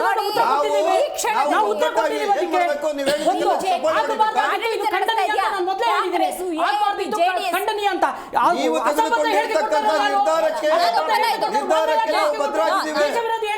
ಸ್ವಾಗತ ಮಾಡಿದ್ದೀವಿ. ಆದ್ರೆ ಇಂತಹ ಹೇಳಿಕೆಗಳನ್ನು ಕ್ಷುಲ್ಲಕ ಹೇಳಿಕೆಗಳು, ಇವರು ಇಂತಹ ರಾಜಕೀಯ ಬಣ್ಣ ಹೇಳಿಕೆಗಳು ಈಗಾಗಲೇ ದರ್ಶನ ಭಾರತೀಯ ನೀವು ಎಲೆಕ್ಟ್ರೋ ಬಾಂಡ್ಲಿಂದ 6,000-7,000 ಕೊಟ್ಟು ಇದೇನಿದು? ಬೇಡ, ಆ ವಿಷಯಾಂತರ ಮಾಡೋದು ಬೇಡ. ಇಂತಹ ಮನಸ್ಥಿರತಕ್ಕಂಥ ರಾಜಕೀಯ ಪಕ್ಷಗಳು ಇಲ್ಲಿ ಆಳ್ತಾ ಇದ್ದೇವೆ ಅನ್ನೋದು ನಮಗೆ ನಾಚಿಕೆ ಆಗಬೇಕು. ಟೆರರಿಸಂಗೆ ಸಿದ್ಧಾಂತ ಹೌದು, ನಾನು ಅದನ್ನೇ ಹೇಳ್ತಾ ಇದ್ದೀನಿ. ಸ್ಥಳೀಯರ ಸಹಕಾರ ಇಲ್ಲದೆ ಸೆಂಟರ್ ಆಫ್ ದ ಸಿಟಿಗೆ ಬರೋದು ಇಂಪಾಸಿಬಲ್. ಹೌದು, ಕರೆಕ್ಟ್. ನೀವು ಹೇಳಿದ್ದು ಕರೆಕ್ಟ್. ಸ್ಥಳೀಯರ ಅಲ್ಲಿನ ವ್ಯಕ್ತಿಗಳ ಪರಿಚಯ ಮತ್ತು ಇಲ್ಲ ಅವರು ಏನಾದರೂ ಹೆಲ್ಪ್ ಮಾಡದೇ ಇದ್ರೆ ಅಲ್ಲಿ ಯಾವ ಟೆರರಿಸಮು ಮಾಡೋದಕ್ಕೆ ಸಾಧ್ಯನೇ ಇಲ್ಲ. ವಕ್ತಾರರು ಹೇಳಿದ್ರು, ಅಲ್ಲಿನ ಲೋಕಲ್ ಗವರ್ಮೆಂಟು ಇದನ್ನ ನೋಡ್ಕೊಬೇಕು ಅಂತ. ವಕ್ತಾರರಿಗೆ ಇದು ವಿಷಯ ಗೊತ್ತಿಲ್ಲ ಅನ್ಸುತ್ತೆ. ಅಲ್ಲಿ ಕೇಂದ್ರಾಡಳಿತ ಪ್ರದೇಶ ಆಗಿರತಕ್ಕಂಥದ್ದು, ಕೇಂದ್ರಾಡಳಿತ ಪ್ರದೇಶದ ಇಂಟೆಲಿಜೆನ್ಸು CMಗೆ ಹೋಗೋದಿಲ್ಲ, ಕೇಂದ್ರ ಸರ್ಕಾರ ಅದು ಅವ್ರ ಗಮನಕ್ಕಿಲ್ಲ ಅನ್ಸುತ್ತೆ. ಪರವಾಗಿಲ್ಲ. ಮತ್ತೆ ಅಲ್ಲಿರ್ತಕ್ಕಂಥ ಇಂಟೆಲಿಜೆನ್ಸ್ ಕಂಪ್ಲೀಟ್ ಆಗಿ ಸೆಂಟ್ರಲ್ ಗೌರ್ಮೆಂಟ್ಗೆ, ಅಮಿತ್ ಶಾ ಅವ್ರಿಗೆ ಹೋಗುತ್ತೆ. ಯಾರು ನೋಡ್ಕೊಂತಾರ? ಅಜಿತ್ ದೋವಲ್ಗೆ ಹೋಗುತ್ತೆ. ಮೊದಲನೇ ಇರ್ತಕ್ಕಂಥ ವ್ಯವಸ್ಥೆ, ಇವತ್ತಿನ ವ್ಯವಸ್ಥೆ ಹೇಳಿದ್ರೆ ಕೇಂದ್ರ ಸರ್ಕಾರಕ್ಕೆ ಹೋಗುತ್ತೆ. ಮೀರಿ ಆಫ್ಟರ್ 370 ಅಥವಾ ಜಮ್ಮು ಕಾಶ್ಮೀರ ಅಂದಾಗ ಇರುವಂತ ಹಿಸ್ಟ್ರಿ ನೋಡಿದಾಗ ಅಲ್ಲೊಂದು ಸ್ಪೆಷಲ್ ಫೋರ್ಸ್ ಇರಲೇಬೇಕು. ಖಂಡಿತವಾಗಲ್ಲ ಇರಲೇಬೇಕು. ಅದಕ್ಕೆ ಇಷ್ಟು ವರ್ಷಗಳ ಕಿತ್ತಾಟ ನಡೆಸಿದೀವಿ ಅನ್ನೋದಾದ್ರೆ ಅಲ್ಲೊಂದು ಬೇಸಿಕ್ ಪೊಲೀಸ್ ಇಟ್ಟಿಲ್ಲ ಅಂದ್ರೆ ಅದಕ್ಕಿಂತ ಫೇಲ್ಯೂರ್ ಮತ್ತೊಂದಿಲ್ಲ. ಇಲ್ಲಿನ ಪರಿಸ್ಥಿತಿ ಹಂಗಾಗಿದೆ. ಇಲ್ಲಿ ಯಾಕೋ ಮೈ ಮರ್ತಿದ್ದಾರೆ, ಸರ್ಕಾರನೂ ಮೈ ಮರ್ತಿದೆ, ಅಲ್ಲಿನ ಲೋಕಲ್ ಪೊಲೀಸ್ ಅವರು ಮೈ ಮರ್ತಿದೆ, BSF ಮೈ ಮರ್ತಿದೆ. ಇವತ್ತು MG ರೋಡಲ್ಲಿ ಕೂತಿದೀವಿ. ಇವತ್ತು ಸ್ಲೀಪರ್ಸ್ ಅಲ್ಲ 50 ಜನ ಇದ್ದಾರೆ. ಸ್ಲೀಪರ್ ಸೆಲ್ಸ್ ಇದ್ದಾರೆ 50 ಜನ. ನೀವು ಹುಡುಕ್ಬೋದು. ನೀವು ಕೂಂಬಿಂಗ್ ಮಾಡಬೇಕು. ಆ ಕೂಂಬಿಂಗ್ ನ ಪ್ರತಿನಿತ್ಯ ಮಾಡಬೇಕಾಗುತ್ತೆ, ಪ್ರತಿ ತಿಂಗಳು ಮಾಡಬೇಕಾದ ರಿಪೋರ್ಟ್ಗಳು ತಗೊಂಡು ಆ ಕೂಂಬಿಂಗ್ ಫೆಸಿಲಿಟಿ ಎಲ್ಲಿ ಮಲ್ಕೊಂತೋ ಅವಾಗ ಇಂಥ ಘಟನೆಗಳು ಆಗೋದಕ್ಕೆ ಪ್ರಯತ್ನ ಆಗುತ್ತೆ. ಯಾಕಂದರೆ ಒಳನುಸುಳುವಿಕೆ ಆಲ್ವೇಸ್ ದೇ ಆರ್ ರೆಡಿ. ಯಾವಾಗಲೂ ಅವರ ಸಿದ್ಧಾಂತ ಇರೋದೇ ಹಾಗೆ, ಈ ದೇಶವನ್ನು ಛಿದ್ರ ಮಾಡಬೇಕು, ಇಸ್ಲಾಮೀಕರಣ ಮಾಡಬೇಕು, ಈ ದೇಶವನ್ನು ಇರಬಾರ್ದು ಅಂತ. ನಾವು ಎಲ್ಲಿ ಹೋಗಿ ನಿಂತಿದ್ದೀವಿ ಅಂದರೆ, ನಿಮ್ಮ ಹೆಸರನ್ನು ಕೇಳಿ ಹೊಡೆಯೋದನ್ನ ನೋಡಿದ್ದೀವಿ. ಇವತ್ತು ಬಟ್ಟೆ ಬಿಚ್ಚು ಹೊಡಿತೀವಿ ಅಂತ ಹೇಳಿದ್ರೆ ಅವರ ಮನಸ್ಥಿತಿ, ಇಸ್ಲಾಂ ಟೆರರಿಸಂ ಮನಸ್ಥಿತಿ ಎಲ್ಲಿಗೆ ಹೋಗಿ ನಿಂತಿದೆ ಅನ್ನೋದನ್ನ ತಿಳ್ಕೊಬೇಕಾಗಿದೆ. ಇವರಿಗೆ ನಿರ್ದಾಕ್ಷಿಣ್ಯವಾದಂಥ ಕ್ರಮ ತಗೋಬೇಕು. ಈ ನಿರ್ದಾಕ್ಷಿಣ್ಯವಾದ ಕ್ರಮ ಆಗಲೇ ಇಬ್ಬರನ್ನ ಕೊಂದಿದ್ದೀವಿ ಅಂತ ಹೇಳಿದ್ದಾರೆ. ಆದರೂ ಸಹ ಅದರಲ್ಲಿ ಮಾಸ್ಟರ್ ಮೈಂಡ್ ಯಾರಿದ್ದಾರೆ, ಆ ಮೈಂಡ್ಗಳನ್ನು ಕೊಲ್ಲಬೇಕು. ಇವತ್ತು ಇಸ್ರೇಲು ಹಮಾಸ್ನ ಹೊಡೆದಾಗ್ತದೆ. ಯಾಕೆ? ಅವರು ಕೇವಲ ಅವರ ಸೈನ್ಯವನ್ನು ಗುರಿಯಾಗಿರಿಸಿಕೊಂಡ್ರು. ಕೆಲವು 4 ಜನ ಒತ್ತಾಳಿ ಇಟ್ಕೊಂಡ್ರು. ಇವತ್ತು ಇಡೀ ಹಮಾಸನ್ನೇ ಹೊಡೆದುಳಿಸ್ತಾ ಇದೆ. ಝೀರೋ ಟಾಲರೆನ್ಸ್ ಅಂತ ಹೇಳ್ತಾ ಇದೆ. ಆ ಝೀರೋ ಟಾಲರೆನ್ಸ್ ಅನ್ನ ನಾವು ತೋರಿಸ್ಬೇಕು. ನೀವು ಇಂಡೈರೆಕ್ಟ್ ಆಗಿ ಮಾಡೋದೆಲ್ಲ ನೇರವಾಗಿ ಮಾಡಿ ಅದಕ್ಕೊಂದು ಬುದ್ಧಿ ಕಲಿಸಿ. ಬಾಲಾಕೋಟನ್ನ ಮಾಡಿದ್ದೀರಾ, ಬಾಲಾಕೋಟನ್ನ ಪ್ಲಾಂಟನ್ನೆಲ್ಲ ಟೆರರಿಸಂ ಪ್ಲಾಂಟ್ನೆಲ್ಲ ನಾಶಪಡಿಸಿದ್ರು ಅಂತ ಹೇಳಿದಿರ. ಅದಕ್ಕೆ ನಮ್ದೇನು ಇದಿಲ್ಲ, ತಕರಾಲಿಲ್ಲ. ಮಾಡಿದ್ದೀರಾ ನೀವು ಮಾಡಿ ಅಂತ ಕೆಲಸ. ನಮ್ಮ ಸೈನ್ಯಕ್ಕೆ ಸಾಮರ್ಥ್ಯ ಇದೆ. ಸೈನ್ಯದ ಸಾಮರ್ಥ್ಯವನ್ನು, ಮನೋಬಲವನ್ನು ಇನ್ನೊಚ್ಚು ಇಮ್ಮಡಿಗೊಳಿಸಿ, ಅವರಿಗೆ ಟೆಕ್ನಾಲಜಿ ಕಳಿಸಿ. ಯಾವಾಗಲೂ ಎ ಬಗ್ಗೆನೇ ಮಾತಾಡುವಂತಹ ಪ್ರಧಾನಮಂತ್ರಿಗಳು, ಯಾವಾಗಲೂ ಎ ಉಪಯೋಗದಿಂದ ಏನೇನು ಆಗುತ್ತೆ ಅಂತ ಹೇಳಿರ್ತಕ್ಕಂತಹ ನಮ್ಮ ವಿತ್ತ ಸಚಿವರು ಎಲ್ಲರೂ ಇದನ್ನ ಮನಗೊಳ್ಳಬೇಕು. ಎ ಮುಖಾಂತರನಾದ್ರೂ ಟೆರರಿಸಂನ ನೀವು ಹುಡುಕಬೇಕಲ್ವಾ? ನೀವೇ ಹೇಳಿದ್ರಿ, ಬಾಂಗ್ಲಾ ನುಸುಳುಕೋರರು ಇವತ್ತು ಲಕ್ಷಾಂತರ ಜನ ಬರ್ತಾರೆ. ಪಾಕಿಸ್ತಾನದಿಂದ ಬಾಂಗ್ಲಾದೇಶಕ್ಕೆ ಅತಿ ಹೆಚ್ಚು ಜನ ಹೋಗ್ತಾರೆ. ಅತಿ ಹೆಚ್ಚು ಪಾಕಿಸ್ತಾನದ ಬಾಂಗ್ಲಾದೇಶಕ್ಕೆ ಬಂದು, ಬಾಂಗ್ಲಾದೇಶದಿಂದ ನೇಪಾಳಕ್ಕೆ ಬಂದು, ನೇಪಾಳದಿಂದ ಆರಾಮಾಗಿ ನಮ್ಮ ಗಡಿಯನ್ನು ಪ್ರವೇಶ ಮಾಡಿ ನಮ್ಮ ಬೆಂಗಳೂರಿನಲ್ಲೇ ಸಾವಿರಾರು ಲಕ್ಷಾಂತರ ಜನ ಸೇರ್ಕೊಂಡಿದ್ದಾರೆ. ಕಸ ಆಯ್ತಾ ಇದ್ದಾರೆ, ಇನ್ನೊಂದು ಮಾಡ್ತಾರೆ. ಮತ್ತೆ ಅವ್ರು ಏನು ಮಾಡ್ತಾರೋ ಗೊತ್ತಿಲ್ಲ. ಕಾರ್ಪೆಂಟರ್ ಆಗಿದ್ದಾರೆ, ಪೇಂಟರ್ ಆಗಿದ್ದಾರೆ, ಮತ್ತೊಂದು ಎಲ್ಲ ಕೆಲಸಗಳು ಮಾಡ್ತಾ ಇದ್ದಾರೆ. ಅಂತ ಕೂಂಬಿಂಗ್ ಕೆಲಸವನ್ನ ಕೇಂದ್ರ ಸರ್ಕಾರ ಮಾಡಬೇಕು. ನಮ್ಮ ಲಾರ್ಜೆಸ್ಟ್ ಟ್ಯಾಕ್ಸ್ ಎಲ್ಲಿ ಹೋಗ್ತಾ ಇದೆ? ಸೈನ್ಯಕ್ಕೆ ಹೋಗ್ತಾ ಇದೆ, ಆ ರಕ್ಷಣೆಗೆ ಹೋಗ್ತಾ ಇದೆ. ಆ ರಕ್ಷಣೆಯನ್ನು ನಾವು ನಮ್ಮ ಜನಕ್ಕೆ ಒದಗಿಸ್ಬೇಕು. ನೀವು ಏಕಾಏಕಿ 26 ಜನರ ನರಮೇಧ ಆದರೂ ಸಹ ನೀವು ರಾಜಕೀಯ ಭಾಷಣ ಮಾಡ್ತೀರಾ ಅಂತ ಹೇಳಿದ್ರೆ ಇದು ನಾಚಿಕೆಗೇಡಿನ ಸಂಗತಿ. ಪ್ರಧಾನಮಂತ್ರಿಗೆ ಇದು ಗೌರವ ತರತಕ್ಕಂಥದ್ದಲ್ಲ. ಇಂಥ ಕೆಲಸಗಳಾಗಬಾರ್ದು. ನಾವೆಲ್ಲರೂ ಸಹ ಪ್ರಧಾನಮಂತ್ರಿಗಳ ಜೊತೆಗಿದ್ದೀವಿ. ನಾವು ಈ ದೇಶದ ಭದ್ರತೆಗೋಸ್ಕರ ಪ್ರಧಾನಮಂತ್ರಿಗಳ ಜೊತೆಗೆ ಹಗಲು ರಾತ್ರಿ ಬೇಕಾದ್ರೆ ದುಡಿಯೋದಕ್ಕೆ ನಾವು ರೆಡಿ ಇದ್ದೀವಿ. ಅವ್ರು ಆ ಕೆಲಸನ ಮಾಡಬೇಕಾಗುತ್ತೆ. ಸನತ್ ಅವರೇ, ಯಾಕೆ ರಾಜಕೀಯ ಬರುತ್ತೆ ಅಂದ್ರೆ ಇವರ ಅವಧಿಯಲ್ಲಿ ಹೆಂಗಿತ್ತು ರಾಷ್ಟ್ರ ಅನ್ನೋ ಕಾರಣಕ್ಕಷ್ಟೇ.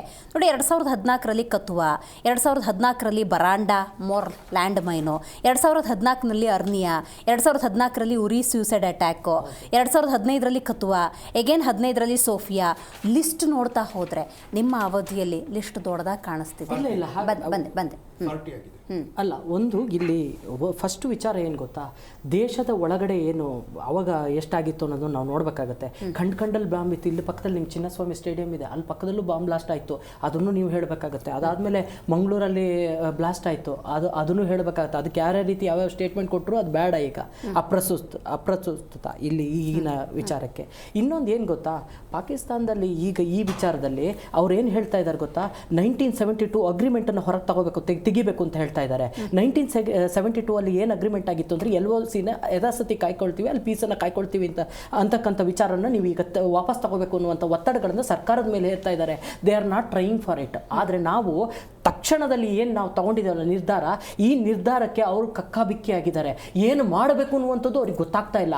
ಯಾಕೆಂತ ಹೇಳಿದ್ರೆ ಫಸ್ಟ್ ಸ್ಟೇಟ್ಮೆಂಟ್ ಹೊರಗಡೆ ಬಂದಿದ್ದೇನು ಗೊತ್ತಾ, ನಮಗೆ ಇದಕ್ಕೂ ಸಂಬಂಧ ಇಲ್ಲ ಅಂತ ಹೇಳಿದರು. ಆದರೆ ಸ್ಯಾಟಲೈಟ್ ಲಿಂಕ್ಗಳು ಯಾವಾಗ ಬಂತು, ಸ್ಯಾಟಲೈಟ್ ಫೋನ್ ಕಮ್ಯುನಿಕೇಷನ್ಗಳ ಲಿಂಕ್ಗಳನ್ನು ಯಾವಾಗ ಇವರು ಡಿಜಿಟಲ್ ಹೆಜ್ಜೆಗಳು ಅಂತ ಏನು ಹುಡ್ಕೊಂಡ್ರು, ಆಗ ಇವರಿಗೆ ಗೊತ್ತಾಯಿತು ಅಲ್ಲಿಗೆ ಲಿಂಕ್ ಇರುವಂಥದ್ದು. ಯಾವಾಗ ಇವರು ಇದು ಮಾಡಿದ್ರು, ಏನು ಲಷ್ಕರ್ ಇ ತೊಯ್ಬದ ಮುಖಂಡ ಇದ್ದಾನೆ, ಅವ್ರು ಯಾರು ನಮ್ಮವರಲ್ಲಪ್ಪ, ನಮಗೂ ಅದಕ್ಕೂ ಸಂಬಂಧ ಇಲ್ಲ. ಯಾಕೆಂದರೆ ಅಷ್ಟು ಭಯ ಇದೆ. ಅವ್ರು ಒಪ್ಕೊಳ್ಳೋಕೆ ರೆಡಿ ಇಲ್ಲ. ಮುಂಚೆ ಆಗಿದ್ರೆ ನಾವೇ ಮಾಡಿದ್ದು ಅಂತ ಹೇಳಿ ಬಂದು ನಿಂತ್ಕೋತಾ ಇದ್ರು. ಈಗ ಅದು ಬರ್ತಾ ಇಲ್ಲ. ಅವ್ರದ್ದು ಅಂಗಸಂಸ್ಥೆ ಯಾವುದೋ ಇದೆ, ಅದು ಬಂದು ನಿಂತ್ಕೊಂಡಿದೆ. ನಾವು TRF ಅಂತ ಏನಿದೆಯಲ್ಲ ಅದು ಬಂದು ನಿಂತ್ಕೊಂಡಿದೆ, ನಾವು ಮಾಡಿರುವಂಥದ್ದು. ಅಂದರೆ ಧೈರ್ಯವಾಗಿ ಅದನ್ನು ಹೇಳ್ಕೊಳಕ್ಕೂ ಅವ್ರ ಹತ್ರ ಆಗ್ತಾ ಇಲ್ಲ. ಇನ್ನೊಂದು, ನೀವು ಹಿಂದಿನ ಒಂದು ಧೈರ್ಯವಾಗಿ ಬಂದು ನುಗ್ಗುಡಿತಾರ ಅಲ್ಲ, ಹೇಳ್ಕೊಳಕ್ ಆಗ್ತಿಲ್ಲ. ಈ ನುಸ್ಕುನಿತನ ಮಾಡ್ತಾ ಇರುವಂಥದ್ದು ಧೈರ್ಯವಾಗಿ ಅಲ್ಲಿ ಬಂದಿದ್ದಾರೆ. ಅಲ್ಲಿ ಒಂದ್ ಹೇಳ್ತೀನಿ, ಅಲ್ಲಿ ಏನ್ ಗೊತ್ತಾ, ಅವ್ರು ಬಂದಿರ್ತಕ್ಕಂಥದ್ದು ಅಲ್ಲಿನ ಲೋಕಲ್ ಯಾರು ಬಂದಿಲ್ಲ ಮೇಡಮ್. ಯಾರು ವೀಸಾ ತಗೊಂಡ್ ಬಂದು ಗನ್ನ ಶೂಟ್ ಮಾಡ್ತೀವಿ, ಅಲ್ಲ ಬಾಂಬ್ ಹಾಕ್ತೀವಿ ಅಂತ ಇಲ್ಲಿ ಯಾರಿಗೂ ವೀಸಾ ಕೊಡಲ್ಲ. ವೀಸಾ ಯಾರಿಗೂ ಕೊಡಲ್ಲ. ಅವರೆಲ್ಲ ಇಂಟ್ರೂಡರ್ಸ್ ಹೇಗೆ ಬರ್ತಾ ಇದ್ದಾರೆ ಅನ್ನುವಂಥದ್ದು. ಇನ್ನೊಂದು ಗೊತ್ತಾ, ಲೋಕಲ್ ಪೀಪಲ್ಗಳನ್ನ ಲೋಕಲ್ ಪೀಪಲ್ ಏನಿದ್ದಾರೆ ಅವರ ಏನು ಹೆಂಗ್ ಮೈಂಡ್ಸ್ ಇದಾವೆ ಅದನ್ನ ತಲೆ ಕೆಡಿಸುವಂತ ಕೆಲಸವನ್ನ ಮಾಡ್ತಾ ಇತ್ತು. ಅದಕ್ಕೆ ಏನ್ ಮಾಡಿದ್ರು, ಅವ್ರು ವಿದ್ಯಾವಂತರಾಗ್ಲಿ ಅಂತ ಹೇಳ್ಬಿಟ್ಟು PM ಇದ್ರೊಳಗೆ ಅವರಿಗೆ ಯಾವುದೇ ಇಂಜಿನಿಯರಿಂಗ್ ಕಾಲೇಜಲ್ಲಿ ಫ್ರೀ ಎಜುಕೇಶನ್ ಕೊಡುವಂತ ಕೆಲಸಗಳನ್ನ ಮಾಡಿದ್ರು.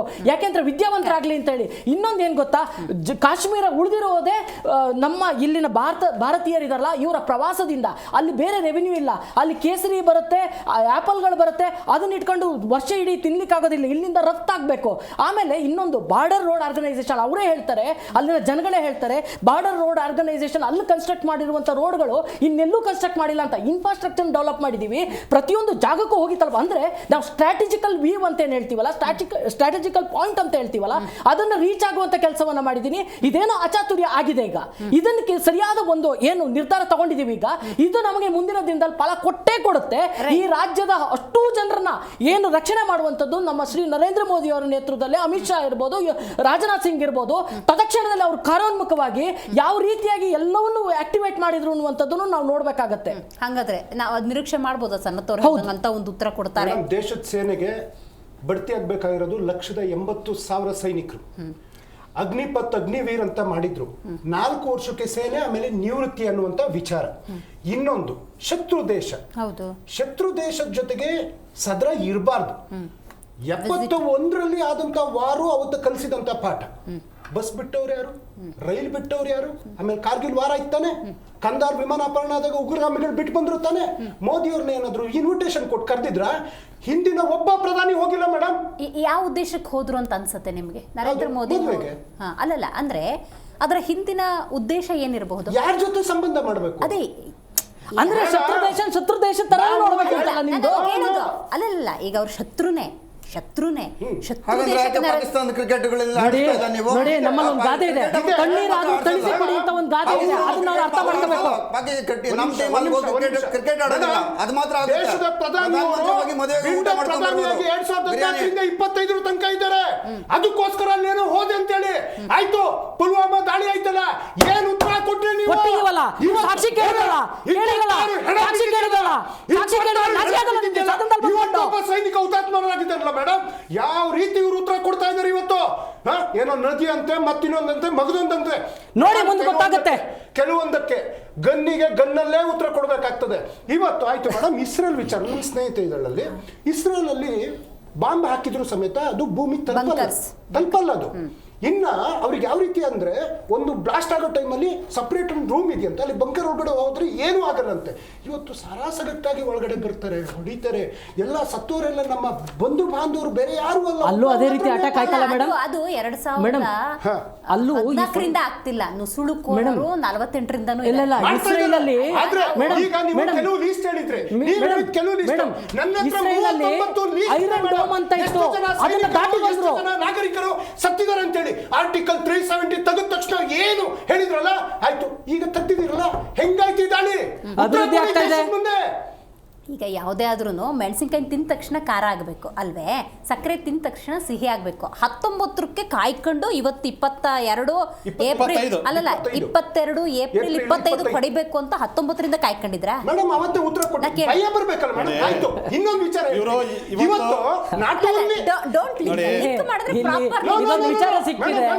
ಇವತ್ತು ನಾವು ಈ ಪ್ರಕರಣ ಮಾತಾಡ್ತಾ ಇದೀವಿ. ಅದೇ ತರ ಅರುಣಾಚಲ್ ಪ್ರದೇಶ ದೋಕ್ಲಾ ಲದಾಖಿಗೆ 4000 ಕಿಲೋಮೀಟರ್ ಒಳಗಡೆ ಬಂದಿದ್ದಾರಲ್ಲ, ಏನ್ ಪಾಠ ಕಲಿಸ್ತಾ ಇದ್ದೀರಾ? ಇವತ್ತು ದೇಶದ 3 ಸೇನೆ ಮುಖ್ಯಸ್ಥರು ಯಾರಿಗೆ ಪ್ರದೇಶ ಬಗ್ಗೆ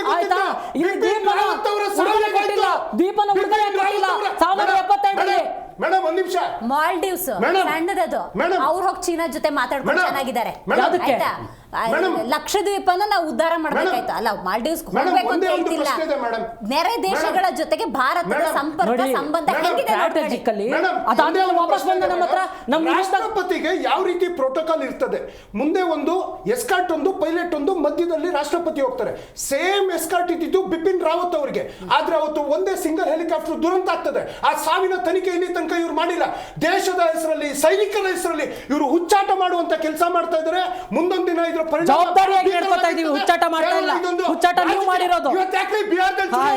ಒಂದು ರೈಫಲ್ ಖರೀದಿ ಮಾಡಿರ್ಲಿಲ್ಲ, ಒಂದು ಇಲ್ಲಿ HAL ಮುಚ್ತಾರೆ ಹೋಗಿದ್ರೆ ನೀವು ಇರುವಂತದ್ದು ಮಾಡಿದ್ದೀವಿ ನಾವು. 13,000 ಕೋಟಿ ರೂಪಾಯಿ ಚುನಾವಣೆ ಗಿಫ್ಟ್ ಕೊಟ್ಟಿದ್ದಾರೆ. ಸೂತಕ ಸಮಯದಲ್ಲಿ ಚುನಾವಣಾ ನೋಡಿ, ಸತ್ತೋರ್ವರೆಗೂ ವಿಸಿಟ್ ಮಾಡಿದ್ದಾರೆ, ಪ್ರತಿಯೊಂದು ಸಾಂತ್ವನ ಹೇಳಿದ್ದಾರೆ. ಅದನ್ನ ಅರ್ಥ ಮಾಡ್ಕೊಳ್ಳೋದು ಕಷ್ಟ. ನೀವು ಮಾಡಿರುವಂತದ್ದು, ನೀವು ಮಾಡ್ತಾ ಇರೋದು. ನಾಗೇಂದ್ರ ನೋಡಿ, ಇಷ್ಟೇ ನೋಡಿ, ಈ ಸಾವಿನ ವಿಷಯದಲ್ಲಿ ರಾಜಕಾರಣ ಯಾವತ್ತೂ ಸಲ್ಲದು. ಅದನ್ನು ಬಹಿಷ್ಕಾರ ಮಾಡ್ತಾರೆ ಜನ. ಅಲ್ಲಿ 13,000 ಕೋಟಿ ಏನದು ಯೋಜನೆಗಳನ್ನ ಏನು ಘೋಷಣೆ ಮಾಡೋದು, ಇದಕ್ಕೆ ನಾವು ಪ್ರತಿಕಾರ ತಗೊಂತೀವಿ, ಆ ಸಾವಲ್ಲಿ ರಾಜಕೀಯ ಮಾಡೋದು. ಕಾಂಗ್ರೆಸ್ ಪಕ್ಷ ಏನು ಕೂಗಾಡ್ತಾ ಇದೆಯಲ್ಲ, ಕೂಗಾಡಿದ ತಕ್ಷಣ ಸಮಸ್ಯೆಗಳು ಬಗೆಹರಲ್ಲ. 1948 ಇಂದನೂ ಈ ಸಮಸ್ಯೆ ಇದೆ, ಹುಟ್ಟದಾಗಿಂದನೂ ಈ ಸಮಸ್ಯೆ ಇದೆ. ಇವತ್ತಾದ್ರೂ ಸೋಷಿಯಲ್ ಮೀಡಿಯಾ ಸ್ಟ್ರಾಂಗ್ ಆಗಿದೆ. ಇಮಿಡಿಯೇಟ್ ಒಂದು ಸೆಕೆಂಡ್ಸ್ ಅಲ್ಲಿ ನಮ್ಗೆ ವಿಡಿಯೋ ಬರ್ತಾ ಇದಾವೆ, ವಿಷಲ್ ಗೊತ್ತಾಗುತ್ತೆ. ದೇಶಾದ್ಯಂತ ಇಂಟರ್ನ್ಯಾಷನಲ್ ವಿಶ್ವಮಾನವ ಹೋಗ್ತದೆ. ಇದು ವಿಶ್ವಾದ್ಯಂತ ಹೋಗುತ್ತೆ, ಪ್ರಪಂಚದಂತ ಹೋಗುತ್ತೆ ವಿಚಾರಗಳು. 1948 ಅಲ್ಲಿ ಮುಯ್ಯಿಗೆ ಮುಯಿ ಮಾಡಿಲ್ಲ ಕಾಂಗ್ರೆಸ್, ಬಲಿಗೆ ಬಲಿ ಕೊಟ್ಟಿದೆ, ಬಲಿನೇ ಕೊಡ್ತಾ ಹೋಗ್ತದೆ.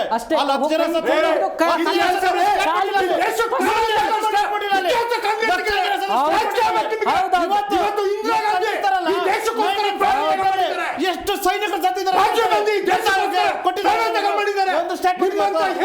ಇವತ್ತು ನೀವು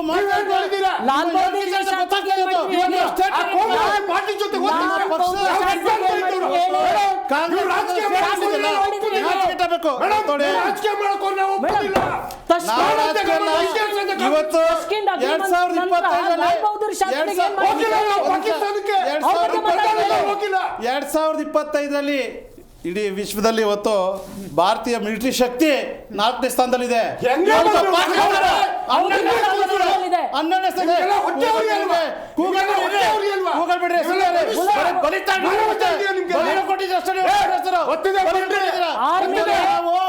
ಬಲಿ ತಗೊಳ್ತಾ ಇದ್ರಿ ನೀವು.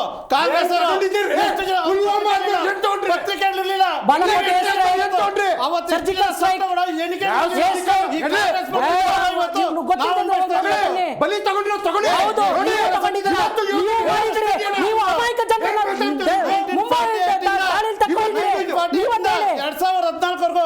ಲಕ್ಷಾಂತರ ಆರ್ಮಿಗಳು ಸತ್ತಿದ್ದಾರೆ. ಅದ್ರ ವಿಚಾರ ಕಾಂಗ್ರೆಸ್ ಎತ್ತಿಲ್ಲ.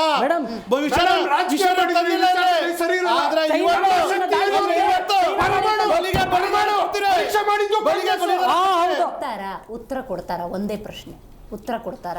ಮೇಡಮ್ ಈಗಾಗಲೇ ಉತ್ತರ ಸ್ಟಾರ್ಟ್ ಆಗಿದೆ. ಇಮಿಡಿಯೇಟ್ ಆಕ್ಷನ್ ತಗೊಂಡಿದ್ದಾರೆ. ಆಗಿದ ತಕ್ಷಣ ಅಮಿತ್ ಶಾ ಹೋಗಿದ್ದಾರೆ, ಮೋದಿ ಅವರು ಹೋಗಿದ್ದಾರೆ. ಕಾರ್ಯಕ್ರಮದಲ್ಲಿ ಭಾಗಿಯಾಗಿದ್ದಕ್ಕಾಗಿ ಧನ್ಯವಾದಗಳು. ಯಾರು ಕೂಡ ಊಹೆ ಮಾಡಿರಲಿಲ್ಲ ಇಂಥದೊಂದು ಘಟನೆ ಸಂಭವಿಸುತ್ತೆ ಅಂತ. 26 ಮಂದಿ ಪ್ರಾಣ ತೆತ್ತಿದ್ದಾರೆ. ಇಡೀ ಭಾರತೀಯರ ರಕ್ತ ಕುದೀತಾ ಇದೆ. ಕೇಳ್ತಿರೋದೊಂದೇ, ಬೆಳಗಾಗೋದ್ರೊಳಗೆ ಪಾಕಿಸ್ತಾನ ಇರಬಾರದು ಅಂತ. ಉದ್ವೇಗದಲ್ಲಿ ನಿರ್ಧಾರವನ್ನು ತೆಗೆದುಕೊಳ್ಳೋದಕ್ಕಿಂತ ಹೆಚ್ಚಾಗಿ ರಾಜತಾಂತ್ರಿಕವಾಗಿ ಯಾವ ರೀತಿ ಪಾಕಿಸ್ತಾನವನ್ನು ಕಟ್ ಹಾಕಬಹುದು ಅಂತ ಹೇಳಿ ಕೆಲವೊಂದು ಪ್ರಮುಖ ನಿರ್ಧಾರಗಳನ್ನು ತೆಗೆದುಕೊಂಡಿದ್ದಾರೆ. ಮತ್ತು ದೇಶದ ಪ್ರಧಾನಿ ನರೇಂದ್ರ ಮೋದಿ, ಗೃಹ ಸಚಿವ ಅಮಿತ್ ಶಾ, ರಕ್ಷಣಾ ಸಚಿವ ರಾಜನಾಥ್ ಸಿಂಗ್ ಸೇರಿದಂತೆ ಹಲವರು ಶಪಥವನ್ನು ಮಾಡಿದ್ದಾರೆ. ಆ ಶಪಥವನ್ನು ದೇಶದ ಜನ ಕೇಳಿಸ್ಕೊಂಡಿದ್ದಾರೆ. ಹಾಗಾಗಿ ಆ ಶಪಥವನ್ನು ಈಡೇರಿಸ್ತಾರ ಅಂತ ಕಾದು ನೋಡೋಣ ಅಂತ ಹೇಳ್ತಾ ಇವತ್ತಿನ ಕಾರ್ಯಕ್ರಮವನ್ನು ಮುಗಿಸೋಣ. ನೋಡ್ತಾ ಇರಿ ಜೀ ಕನ್ನಡ ನ್ಯೂಸ್, ಸತ್ಯವೇ ಸುದ್ದಿಯ ಜೀವಾಳ.